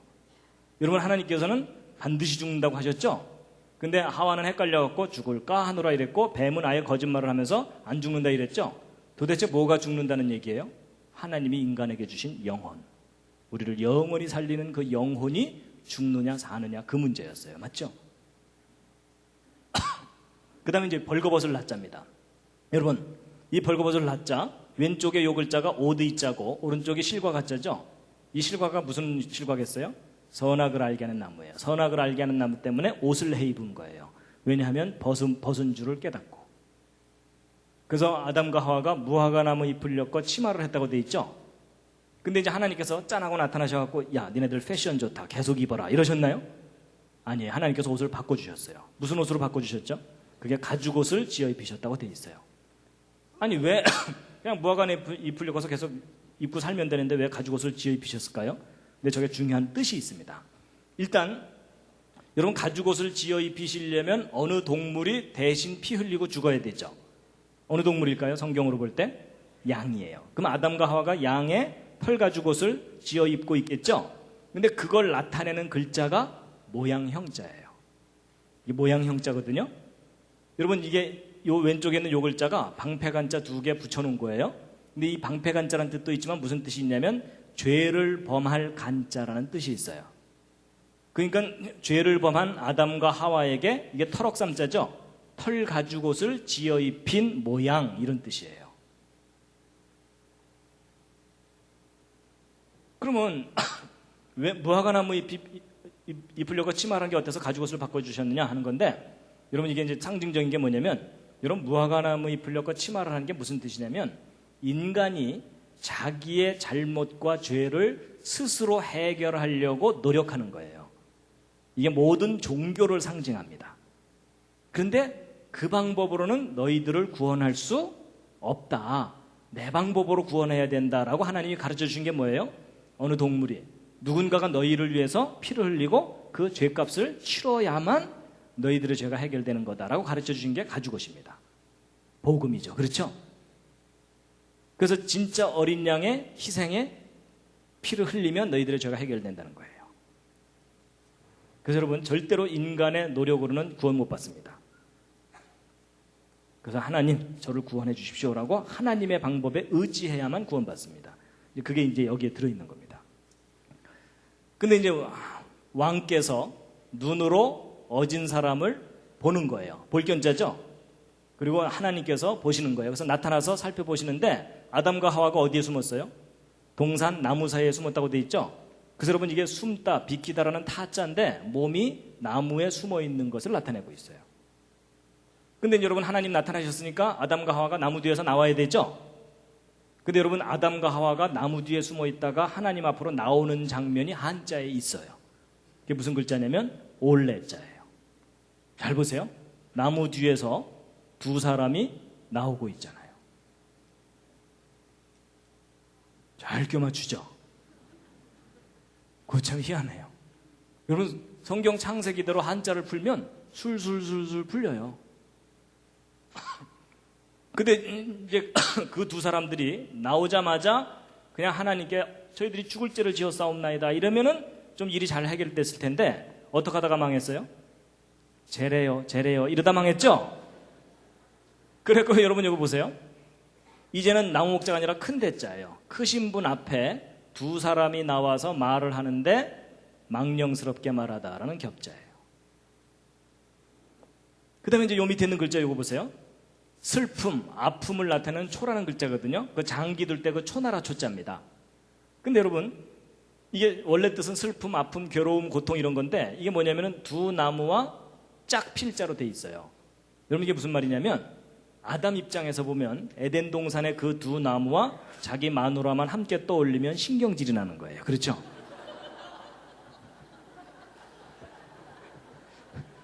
왜냐하면 지금 현재의 슬픔과 고통과 괴로움이 다 저 사건 때문에 그런 거잖아요. 그렇죠?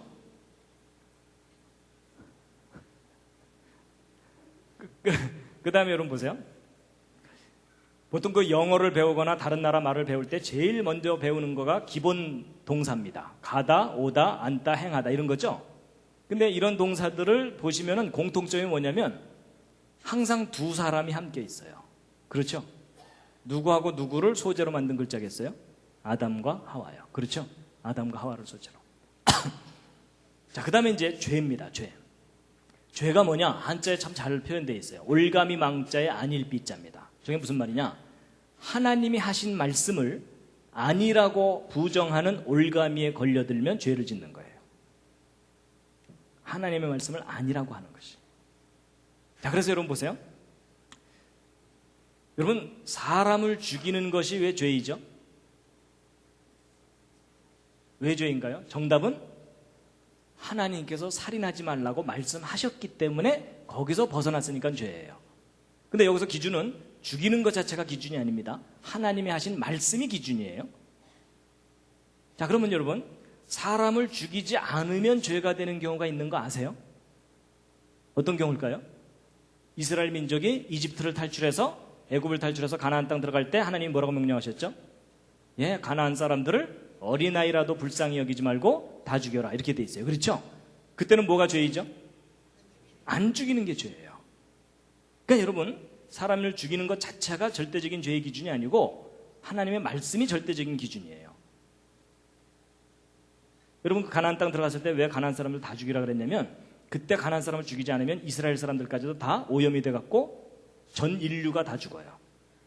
그러니까 인류를 살리기 위해서는 그 가나안 사람들을 죽여야 돼요.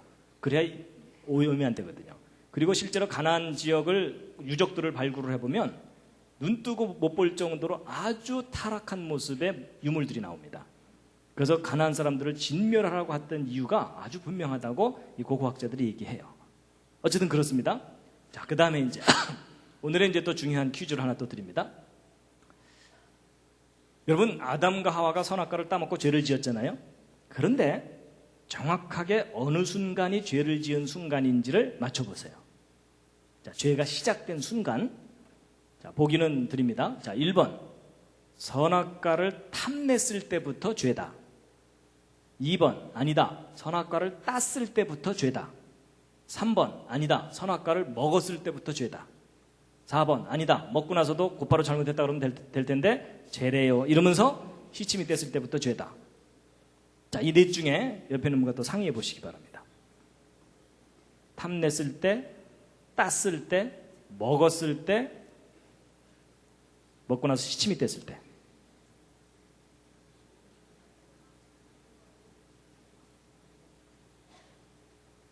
자, 이제 확인해 보겠습니다. 뭐 틀려도 상관없습니다. 이제 서로 모르니까 우기셔도 됩니다. 자, 1번. 탐냈을 때부터 죄다. 그렇게 생각하시는 분. 자, 지금 손 드신 분들은 상당히 높은 도덕적 기준을 갖고 사시는 분들입니다. 가능한 한 그 기준을 자기에게만 적용해 주시고 자꾸 다른 사람들한테 적용하지 말아 주시기 바랍니다. 예. 자, 두 번째. 땄을 때부터 죄다. 딴 거는 다시 붙여놓을 수 없지 않느냐. 자, 이분들은 이제 행동을 중요시하는 분들이기 때문에 이분들 앞에서는 행동을 조심하시기 바랍니다. 자, 세 번째. 먹었을 때부터 죄다. 자, 지금 손 드신 분들은 어떤 분들이냐면 다 따놓고 먹지만 않으면 죄가 아니다. 이렇게 우기는 분들입니다. 아주 뻔뻔한 분들입니다. 그러니까 선악과 다 따놓고 깔고 앉아갖고 아직 안 먹었는데요. 뭐 이러면서 이제 그 얘기가 그 얘기잖아요. 그렇죠? 네 번째. 먹고 나서 시침이 뗐을 때부터 죄다. 자, 이분들은 상당히 너그러운 분들입니다. 밥 좀 많이 얻어먹으시기 바랍니다. 정답이 몇 번일까요? 정답은 제가 사실 힌트 드렸습니다. 정답은 3번입니다. 먹었을 때부터 죄입니다. 왜냐하면 여러분 아까 죄의 기준이 뭐라 그랬죠? 하나님이 하신 말씀이 기준이라 그랬죠? 그럼 여러분 이거 정말 중요한 건데 하나님이 뭐라고 말씀하셨는지를 아는 일이 제일 중요해요. 맞죠? 여러분 보통 사람들이요 성경은 자세히 안 읽어보고 자기 생각 갖고 기준을 정해요. 그건 절대로 성경적인 생각 아닙니다. 여러분 하나님이 뭐라고 말씀하셨을까요? 뭐라고 말씀하셨죠? 하나님의 말씀은 먹지 말라고 하셨어요. 맞죠? 여러분 성경 아무리 들어도 하나님께서 따지 말아라 없고요. 가까이 가지도 말아라 없습니다. 탐내지 말아라도 없어요. 먹지 말라고 돼 있어요. 그래서 먹은 순간부터 죄예요. 근데 한자 속에 그게 정확하게 나와 있다니까요. 여러분 이게 시작 같다는 시자죠? 이게 뭘 시작하는 거냐면요. 옛날 그림 글자가 더 리얼해요. 여자가 입 안에 뭔가를 먹었어요.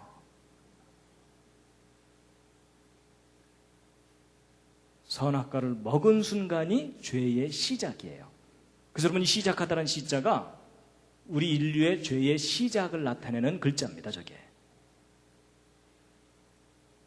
여러분 예전에 한자 이렇게 배웠으면 얼마나 좋았겠어요. 성경도 배우고 한자도 배우고 스토리를 다 하니까 잊어먹을래 잊어먹을 수도 없고. 맞죠? 성경을 인정하면 풀려요. 성경을 인정하지 않으면 머리만 아프고 외워지진 않아요. 그래서 여러분 분명히 여자가 실과를 따먹고 죄를 지은 거예요. 근데 여자는 사고를 치면 꼭 남자를 끌고 들어갑니다. 그래서 여러분 여자가 또 손을 들어서 또 하나 잡았어요. 성경을 보면은 자기와 함께한 남편에게도 주매 그도 먹은지라. 그래서 남자도 함께 죄를 짓게 된 겁니다. 그래서 여러분 사건 한자 보세요. 이게 뭐냐면은 여자가 집에 있을 때는 평안했어요. 그렇죠? 이게 뭐냐면 하와가 에덴 동산에 있을 때는 평안했다는 뜻이에요. 근데 뭐 때문에 사건이 생겼어요? 나무 때문에.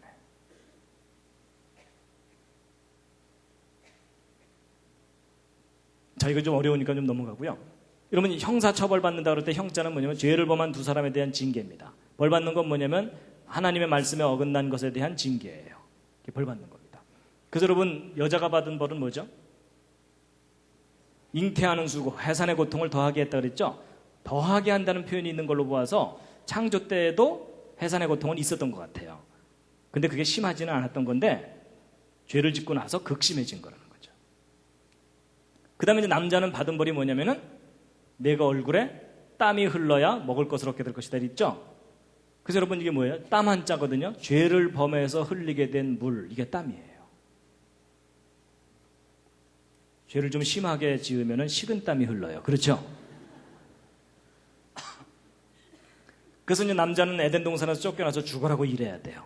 근데 여러분, 아담과 하와 둘 중에 누가 더 죄가 클까요? 하와라고 보통 생각하시죠? 아니에요. 한자를 보면은 쌤쌤이다 이렇게 돼 있어요.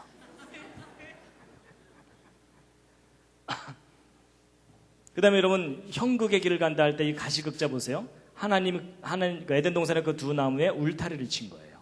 접근하지 못하게. 그리고 피곤하다, 곤란하다 그럴 때 곤자도 보면은 생명나무에다가 울타리를 치어서 사람들이 접근하지 못하게 하신 거예요. 그 다음에 무덤영자, 영화영자인데 이건 좀 약간 의역을 해야 되는데요. 여러분 뜻은 정반대죠. 죽음과 삶이죠. 그렇죠? 영광이죠.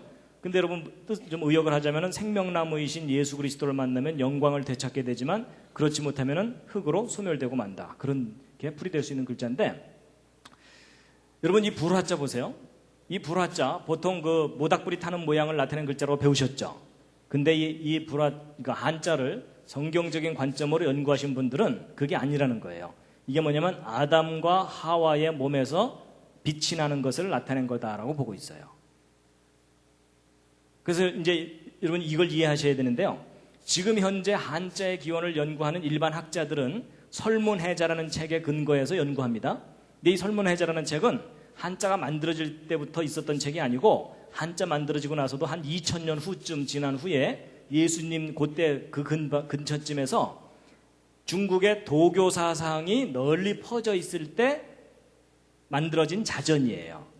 그렇기 때문에 이런 성경적인 관점의 이야기를 다 잊어버리고 인간적인 인본주의적인 관점에서 그 한자의 기원을 설명해 놓은 책이기 때문에 지금 이렇게 설명드린 내용이 저 책에는 없어요.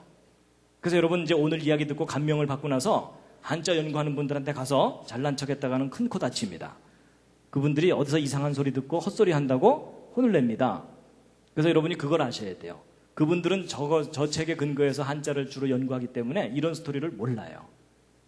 그러다가 최근에 얼마 전부터 한자와 성경을 비교해 봤더니 너무나 닮은 게 많은 거예요. 그래갖고 그 하나하나 연구하다 보니까 지금 설명드린 이 내용들이 밝혀지게 된 거를 오늘 지금 설명드리는 겁니다. 이해가 되시죠? 예, 그거를 이해를 하셔야 됩니다. 그래서 이제 에덴 동산에서 쫓겨납니다. 이제 죄를 범해서 도망가는 거고 이거 이사하다 할 때 사자죠? 예, 이사 저도 참 많이 다녔습니다.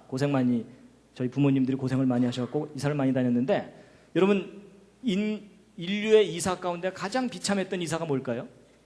에덴 동산에서 쫓겨나는 거예요. 그렇죠? 그래서 여러분 보세요. 여기 두 사람이 이 그칠 지자거든요. 에덴 동산에서의 그 영광이 그친 거예요. 그치고 걸어서 옮겨가는 거예요. 쫓겨나는 거죠. 그리고 여러분 7칠자가 들어가 있는 글자는 안식일과 관계된 글자일 거라고 보고 있습니다. 그래서 이제 재밌는 게 뭐냐면요. 여러분 이제 중국 왔다 갔다 하시는 분들은 아시지만요. 여러분 중국 사람들이 월화수목금토일을 자기들은 어떻게 표현하냐면 첫째 날, 둘째 날, 셋째 날, 넷째 날 이렇게 표현해요. 그래서 첫째 날, 둘째 날 이렇게 하거든요. 근데 일곱째 날 하면은 일곱째 날 이렇게 표현해야 되죠.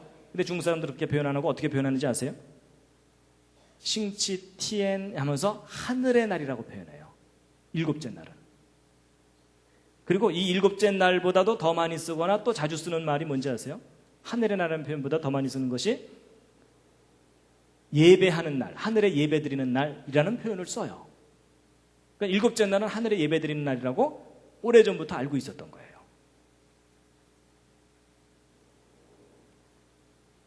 자, 잠시 기지개 한번 켜시고요. 이제 조금만 더 하면 끝납니다.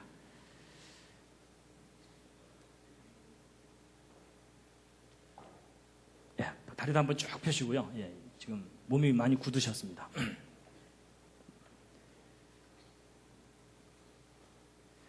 요 얘기는 다음 주로 미룰까요? 그냥 듣기로 하셨나요? 네, 바쁘신 분들은 중간에 가셔도 됩니다. 근데 이제 마지막으로 정말 중요한 부분이 남았습니다. 미뤄도 되는데요. 그냥 한 김에, 예. 다음 주 공룡 얘기를 해야 되니까. 여러분, 한자 속에 예수 그리스도에 관한, 메시아에 관한 글자들이 있어요. 자, 그 실마리를 풀 수 있는 중요한 글자가 바로 이 제사제자입니다. 여러분, 한국에 기독교가 들어올 때 가장 심하게 부딪혔던 것이 제사 문제였어요. 맞죠? 그래서 맏며느리가 예배당 다니기 시작하면 하여튼 그 집안은 난리가 나는 겁니다. 그래서 많은 핍박을 받고 지금도 많고요. 그렇죠?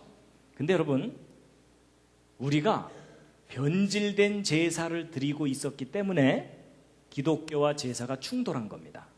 여러분, 우리가 변질되지 않은 원래의 제사를 정확하게 지키고 있었으면 기독교와 제사는 충돌할 일이 없었어요. 오히려 기독교야말로 제사의 종교예요. 그럼 예수님이 이 땅에 오신 이유가 무엇 하시기 위해서요? 우리를 대신해서 제사 드리기 위해서 오셨던 거예요. 맞죠? 기독교가 오히려 제사의 종교예요. 그러면 이제 제사가 뭐냐? 그걸 정확하게 알아야 되겠죠? 근데 여러분, 제사 제자를 보시면요, 여러분 왼쪽에 올라가 있는 요 글자의 원형의 뜻이 뭐라고 보고 있냐면 살육자라고 보고 있습니다. 그리고 여러분 또우자라고 알려진 이 글자 있죠? 한자 자전 찾아보시면 용서란 뜻이 아주 분명하게 있는 글자입니다. 그리고 이게 아까 시자는 신, 하나님과 관계된 글자라 그랬죠? 그럼 여러분, 제사가 뭐냐면 희생의 제물을 가지고 하나님께 용서를 구하는 것, 이게 제사입니다. 여러분, 제사에 관한 가장 중요한 세 가지가 나타나 있어요. 제사의 방법, 제사의 목적, 제사의 대상. 근데 여러분, 우리가 지금 전통적으로 드렸던 제사는 여기서 다 벗어나 있어요. 맞죠? 여러분, 우리가 드렸던 제사에 희생제물이 있어요, 없어요? 없어요. 그리고 용서를 구한다는 개념이 있어요, 없어요? 없어요. 그리고 하나님께 드린다는 제사가 아니죠. 그게 변질된 게 뭐예요? 조상을 섬기는 걸로 변질된 거예요. 이해가 되시죠? 그럼 진짜 제사는 하나님께 희생제물을 드리는 거거든요. 용서를 구하기 위해서. 그래서 여러분, 하나님께서 인간에게 제사란 이런 것이다 라고 가르쳐 주신 구체적인 사건이 뭐냐면 성막입니다. 하나님께서 모세를 통해서 알려주셨어요. 제사가 이거다라고. 그래갖고 이 제사를 드리게 되는데 이 제사 때 반드시 희생제물이 필요하죠. 성경에 의하면 어떤 동물이에요? 소와 양이에요. 그렇죠? 소와 양. 돼지는 안 되나요? 안 돼요. 왜냐하면 돼지는 더러운 동물로 성경에 돼 있어요. 왜 더럽냐면 깨끗한 동물이 되려면 발굽이 갈라져야 되고 되새김질을 해야 돼요. 근데 돼지는 발굽은 갈라져 있는데 되새김질을 못해요. 그래서 돼지는 더러운 동물입니다. 아무리 샤워해도 안 돼요. 그 속성이 더럽다는 뜻이에요. 그래서 여러분, 소와 양으로 제사를 지냈거든요. 소와 양은 발굽도 갈라지고 되새김질도 하니까. 그래서 여러분, 성경에서 말하는 희생제물은 소와 양인데, 그럼 고대 동양 사람들도 제사를 지내고 희생제물이 있었다면 어떤 동물이 있었겠죠? 그 동물이 무엇인지 한자 속에 정확하게 나와 있어요. 여러분, 이때 희생제물을 할 때 그 희자 쓸 줄 아세요? 희자 좀 복잡합니다. 써보시면 이게 희자거든요. 잘 보시면 이 속에 동물이 2마리가 들어있어요. 뭐하고 뭐죠? 소와 양이에요. 성경에서 이야기하는 깨끗한 동물 그대로예요. 가장 대표적인 2 희생제물. 근데 여기서 끝나는 게 아니라 그것도 흠없는 거. 빼어날 숫자. 가장 좋은 것을 창으로 죽여서 희생제물로 삼았던 거예요. 여러분, 고대 동양 사람들이 제사를 정확하게 알고 있었어요. 그 뜻까지도. 근데 중간에 까먹은 거예요. 그래서 여러분, 그 사건 할 때, 한 건, 2건 할 때 뭐냐면 사람 하나당 소 한 마리죠. 사람의 죄를 소가 대신 갚아줄 수 있다. 그런 의미가 있어요. 그래서 이 소자에는 요 삐침 붙어 있죠. 이 생명이라 그랬죠, 아까? 그래서 사람의 생명을 대신할 수 있는 동물이라고 볼 수 있다는 겁니다. 그리고 이제 이 피혈자도 제사 때문에 생긴 글자입니다. 왜냐하면 여러분, 성경을 보면 육체의 생명은 피에 있다 그랬죠. 그러니까 생명이 곧 피죠. 피가 생명입니다. 근데 여러분, 희생제물을 드릴 때 양을 죽인 후에 그 피를 그릇에다가 담아요. 그럼 그릇에 피가 담겨 있는 거고 곧 생명이 담겨 있는 거죠. 그래서 여러분, 이 피혈자가 뭐냐면 그릇 명자의 생명별자입니다. 그릇에 생명이 담겨 있다, 그 뜻입니다. 제사 때문에 생긴 글자입니다.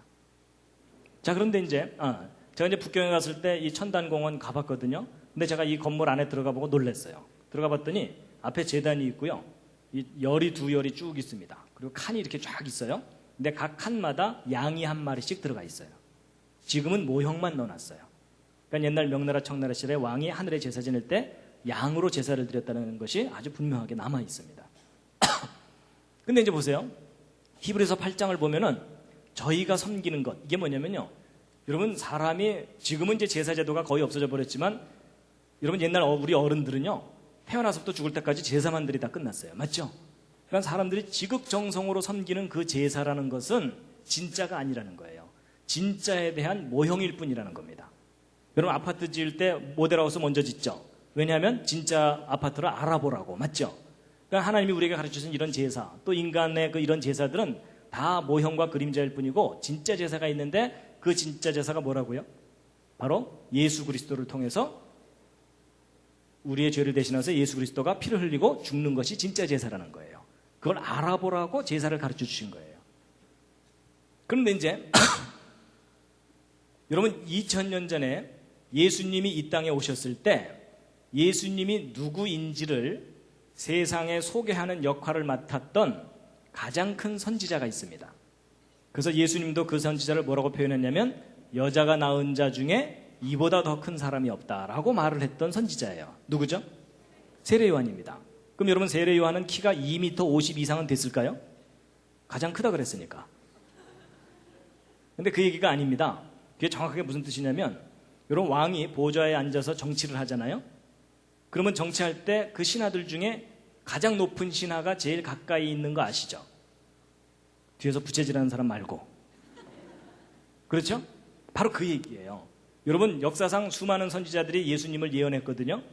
그리고 사실 세례 요한보다 더 뛰어난 업적을 가진 더 큰 선지자들이 많아요. 뭐 엘리야에 비하면 세례 요한은 피레미예요. 그렇죠? 그런데도 왜 예수님께서 세례 요한을 제일 큰 선지자라고 말씀하셨냐면 예수님에게 제일 가까이 있는 선지자이기 때문에 말씀하신 거예요. 그걸 뒤집어 얘기하면 뭐겠어요? 내가 메시아다라는 말을 하시는 거예요. 이해가 되시죠? 그럼 바로 그 예수님 바로 앞에 와갖고 이분이 우리를 구원해 주실 메시아입니다라는 역할을 맡은 것이 세례 요한이거든요. 근데 그 세례 요한이 정말 세상 사람들한테 예수님을 정확하게 소개를 했어요. 뭐라고 소개했는지 혹시 아세요? 그게 뭐냐면 요한복음 1장 29절에 나와 있습니다. 함께 읽으시겠습니다. 중요한 부분입니다. 시작. 이튿날 요한이 예수께서 자기에게 나오심을 보고 가로되 보라, 세상 죄를 지고 가는 하나님의 어린 양이로다. 이분이 우리의 죄를 위해서 대신 피를 흘리고 죽게 될 희생의 제물이다. 하나님이 보낸 어린 양이라는 거예요. 그럼 이분이 우리를 대신해서 피를 흘리고 죽으면 우리가 어떻게 된다는 겁니까? 죄인이었는데 의인이 된다는 거예요. 맞죠? 근데 여러분, 그 잘 보세요. 하나님의 어린 양이 나를 위해서 대신 죽으면 내가 어떻게 된다고요? 의로워진다는 거예요. 맞죠?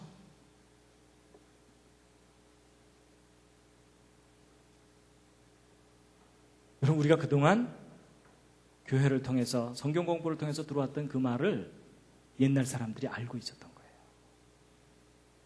여러분, 양이 의로운 동물일까요? 여러분, 이건 양이 의롭다는 얘기를 하는 게 아닙니다. 여러분, 양이 의로운 동물이 되려면 어떻게 해야 돼요? 늑대가 와서 옆에 있는 양을 물어 죽이려고 그러면 이 양이 울분을 느끼면서 그 늑대한테 달려들어야 돼요. 맞죠? 그래야 양은 의로운 동물이에요. 근데 여러분, 양 자체는 의로운 동물이 아니에요. 옆에 있는 양이 물려 죽어도 이 양은 도망가기 바빠요. 그러니까 양 자체가 의롭다는 뜻을 가진 글자가 아닙니다.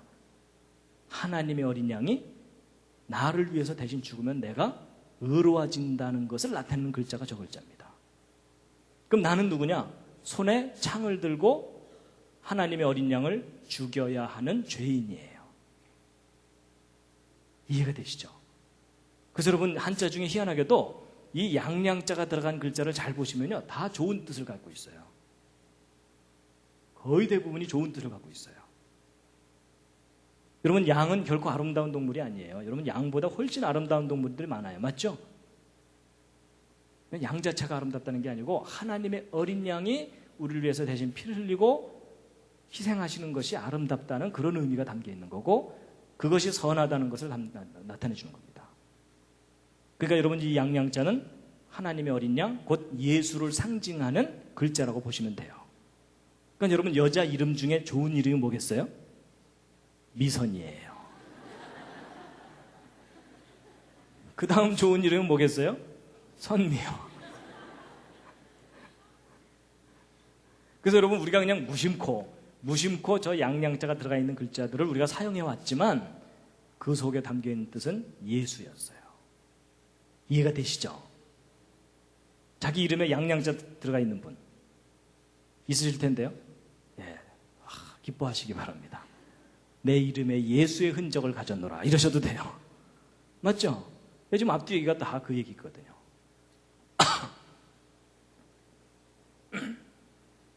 그래서 여러분 2000년 전에 이 땅에 오셨던 예수 그리스도가 바로 하나님의 어린 양이셨습니다.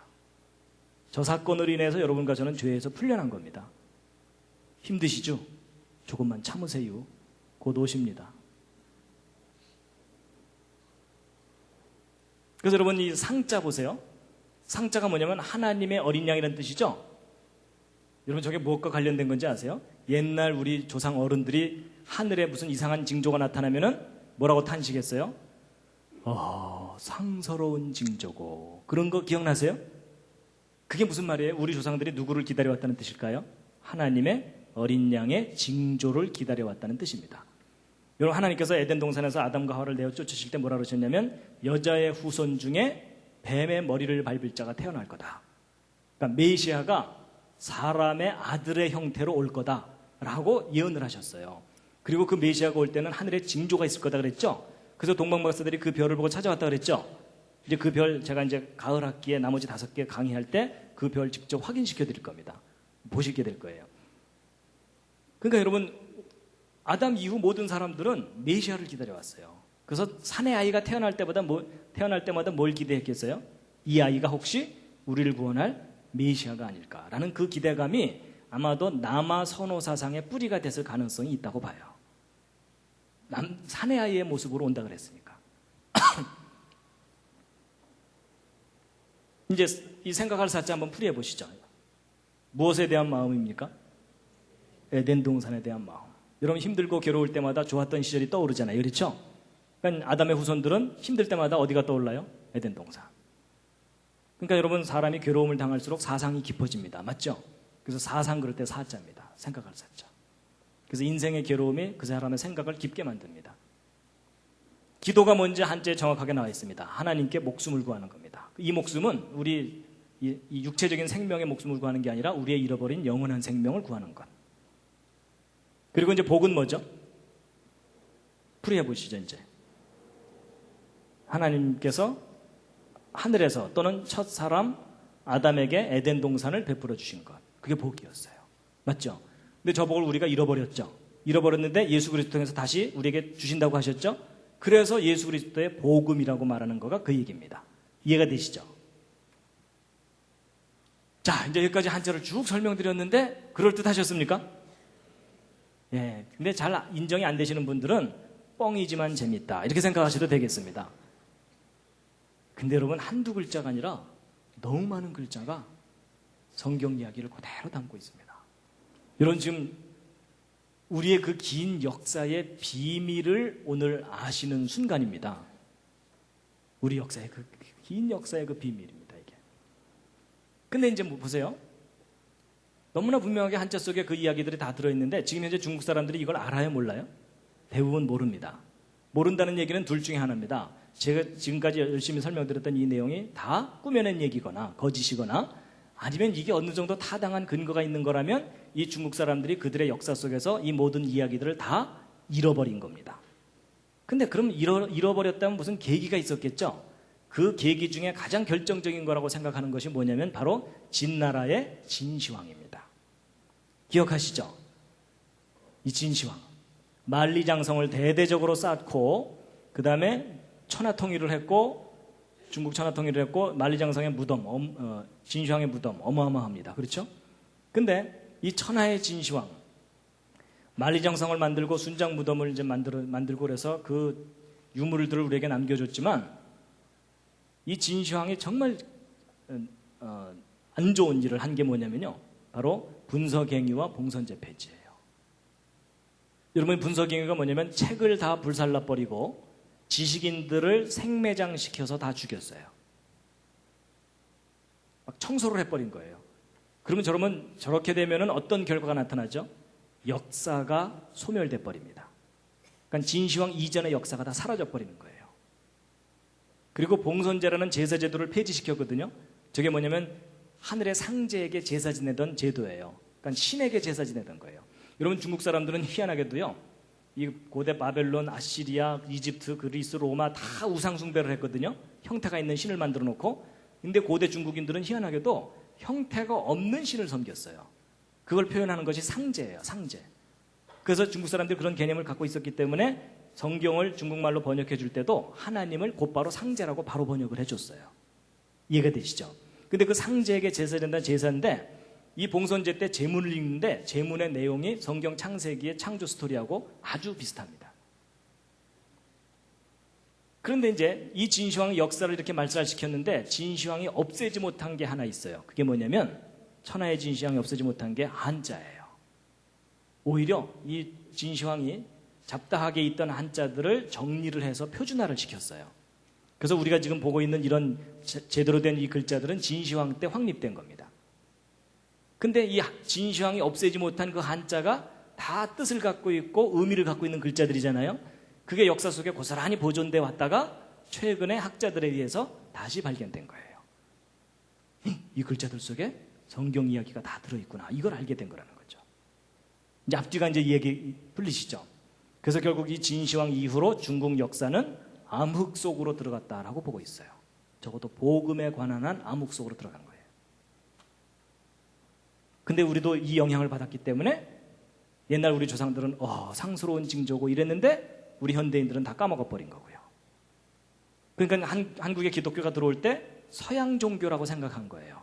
원래는 우리가 원래부터 알던 하나님이었는데, 그러니까 하나님으로부터 우리가 잃어버린 민족이었는데 그걸 다시 되찾아야 되는 그런 지금 상황이 있다는 겁니다. 그러니까 결코 기독교는 서양 종교가 아닙니다. 우리가 원래 섬겼어야 되는 것을 가르쳐주는 종교입니다. 자, 지금까지 이제 설명드린 한자들입니다. 자, 지금부터 시험 보겠습니다. 10개 이상 쓰고 설명하라. 이거 설명하셔야 오늘 집으로 돌아가십니다. 한두 글자가 아니라 너무 많은 글자들이요. 그렇죠? 오늘은 참 특별한 날입니다. 근데 여러분 이거 오늘 재미있으라고 알려드린 게 아니고요. 오늘날 시대에 너무나 중요한 게 뭐냐면요. 이 중국 사람들을 주님께로 돌아오게 하는데 너무나 중요한 도구가 이 한자예요. 여러분 지금 중국이 경제 발전을 시키느라고 종교 문제를 약간 뒤로 밀어놓고 있어요. 근데 중국이 어느 정도 경제 발전이 이루어지잖아요. 그러면 대대적으로 종교 문제를 다루게 돼 있고 그때 가장 심하게 박해를 할 종교가 뭐겠어요? 기독교입니다. 이 기독교가 중국 사회주의 체제를 근본적으로 흔들어 놓고 있거든요, 지금. 근데 지금은 그걸 섣불리 못해요. 왜냐하면 서방으로부터 원조를 받아야 되는데 서방이 다 기독교 국가들이잖아요. 그렇죠? 그러니까 지금은 그냥 이렇게 그냥 대충 넘어가고 있어요. 근데 중국이 어느 정도 힘을 얻게 되면 분명히 기독교에 대해서 큰 탄압을 하게 됩니다. 정권이 바뀌지 않는 한은. 그때 구실은 뭐겠어요? 기독교는 서양 종교다 이거예요. 우리 게 아니다라고 배척하면 끝이잖아요. 그렇죠? 그럼 그때 뭐라고 얘기해 줘야 되겠어요? 서양 종교를 믿으라는 얘기가 아니다. 당신들의 글자를 봐라. 당신들의 조상이 원래 섬겼던 하나님을 다시 되찾아라 라고 얘기해 줄 수 있다는 거예요. 근데 제가 이제 저도 실제 기회가 있어서 중국에 가서 중국 대학생들이나 이렇게 기회가 있을 때마다 강의를 해보면 이 얘기해 주면 많이 놀랍니다. 그리고 실제 이 이야기를 해주면서 선교의 열매를 맺는 분들도 많이 있고요. 왜냐하면 자기들의 글자 속에 그 증거들이 들어있으니까. 그것도 구체적으로. 근데 지금 현재 중국 사람들은요, 이 한자가 너무 복잡하다고 줄여서 쓴 간단한 글자들을 만들어서 쓰느라고 원래 글자들을 많이 잃어버렸어요. 근데 아직도 이제 이런 글자들은 그 형태들이 남아있기 때문에 얼마든지 지금도 설명해주면 이해를 합니다. 자, 오늘 창세기도 공부하고 한자도 배운 시간이었습니다. 도움이 되셨습니까? 예, 마지막 꽃다발입니다.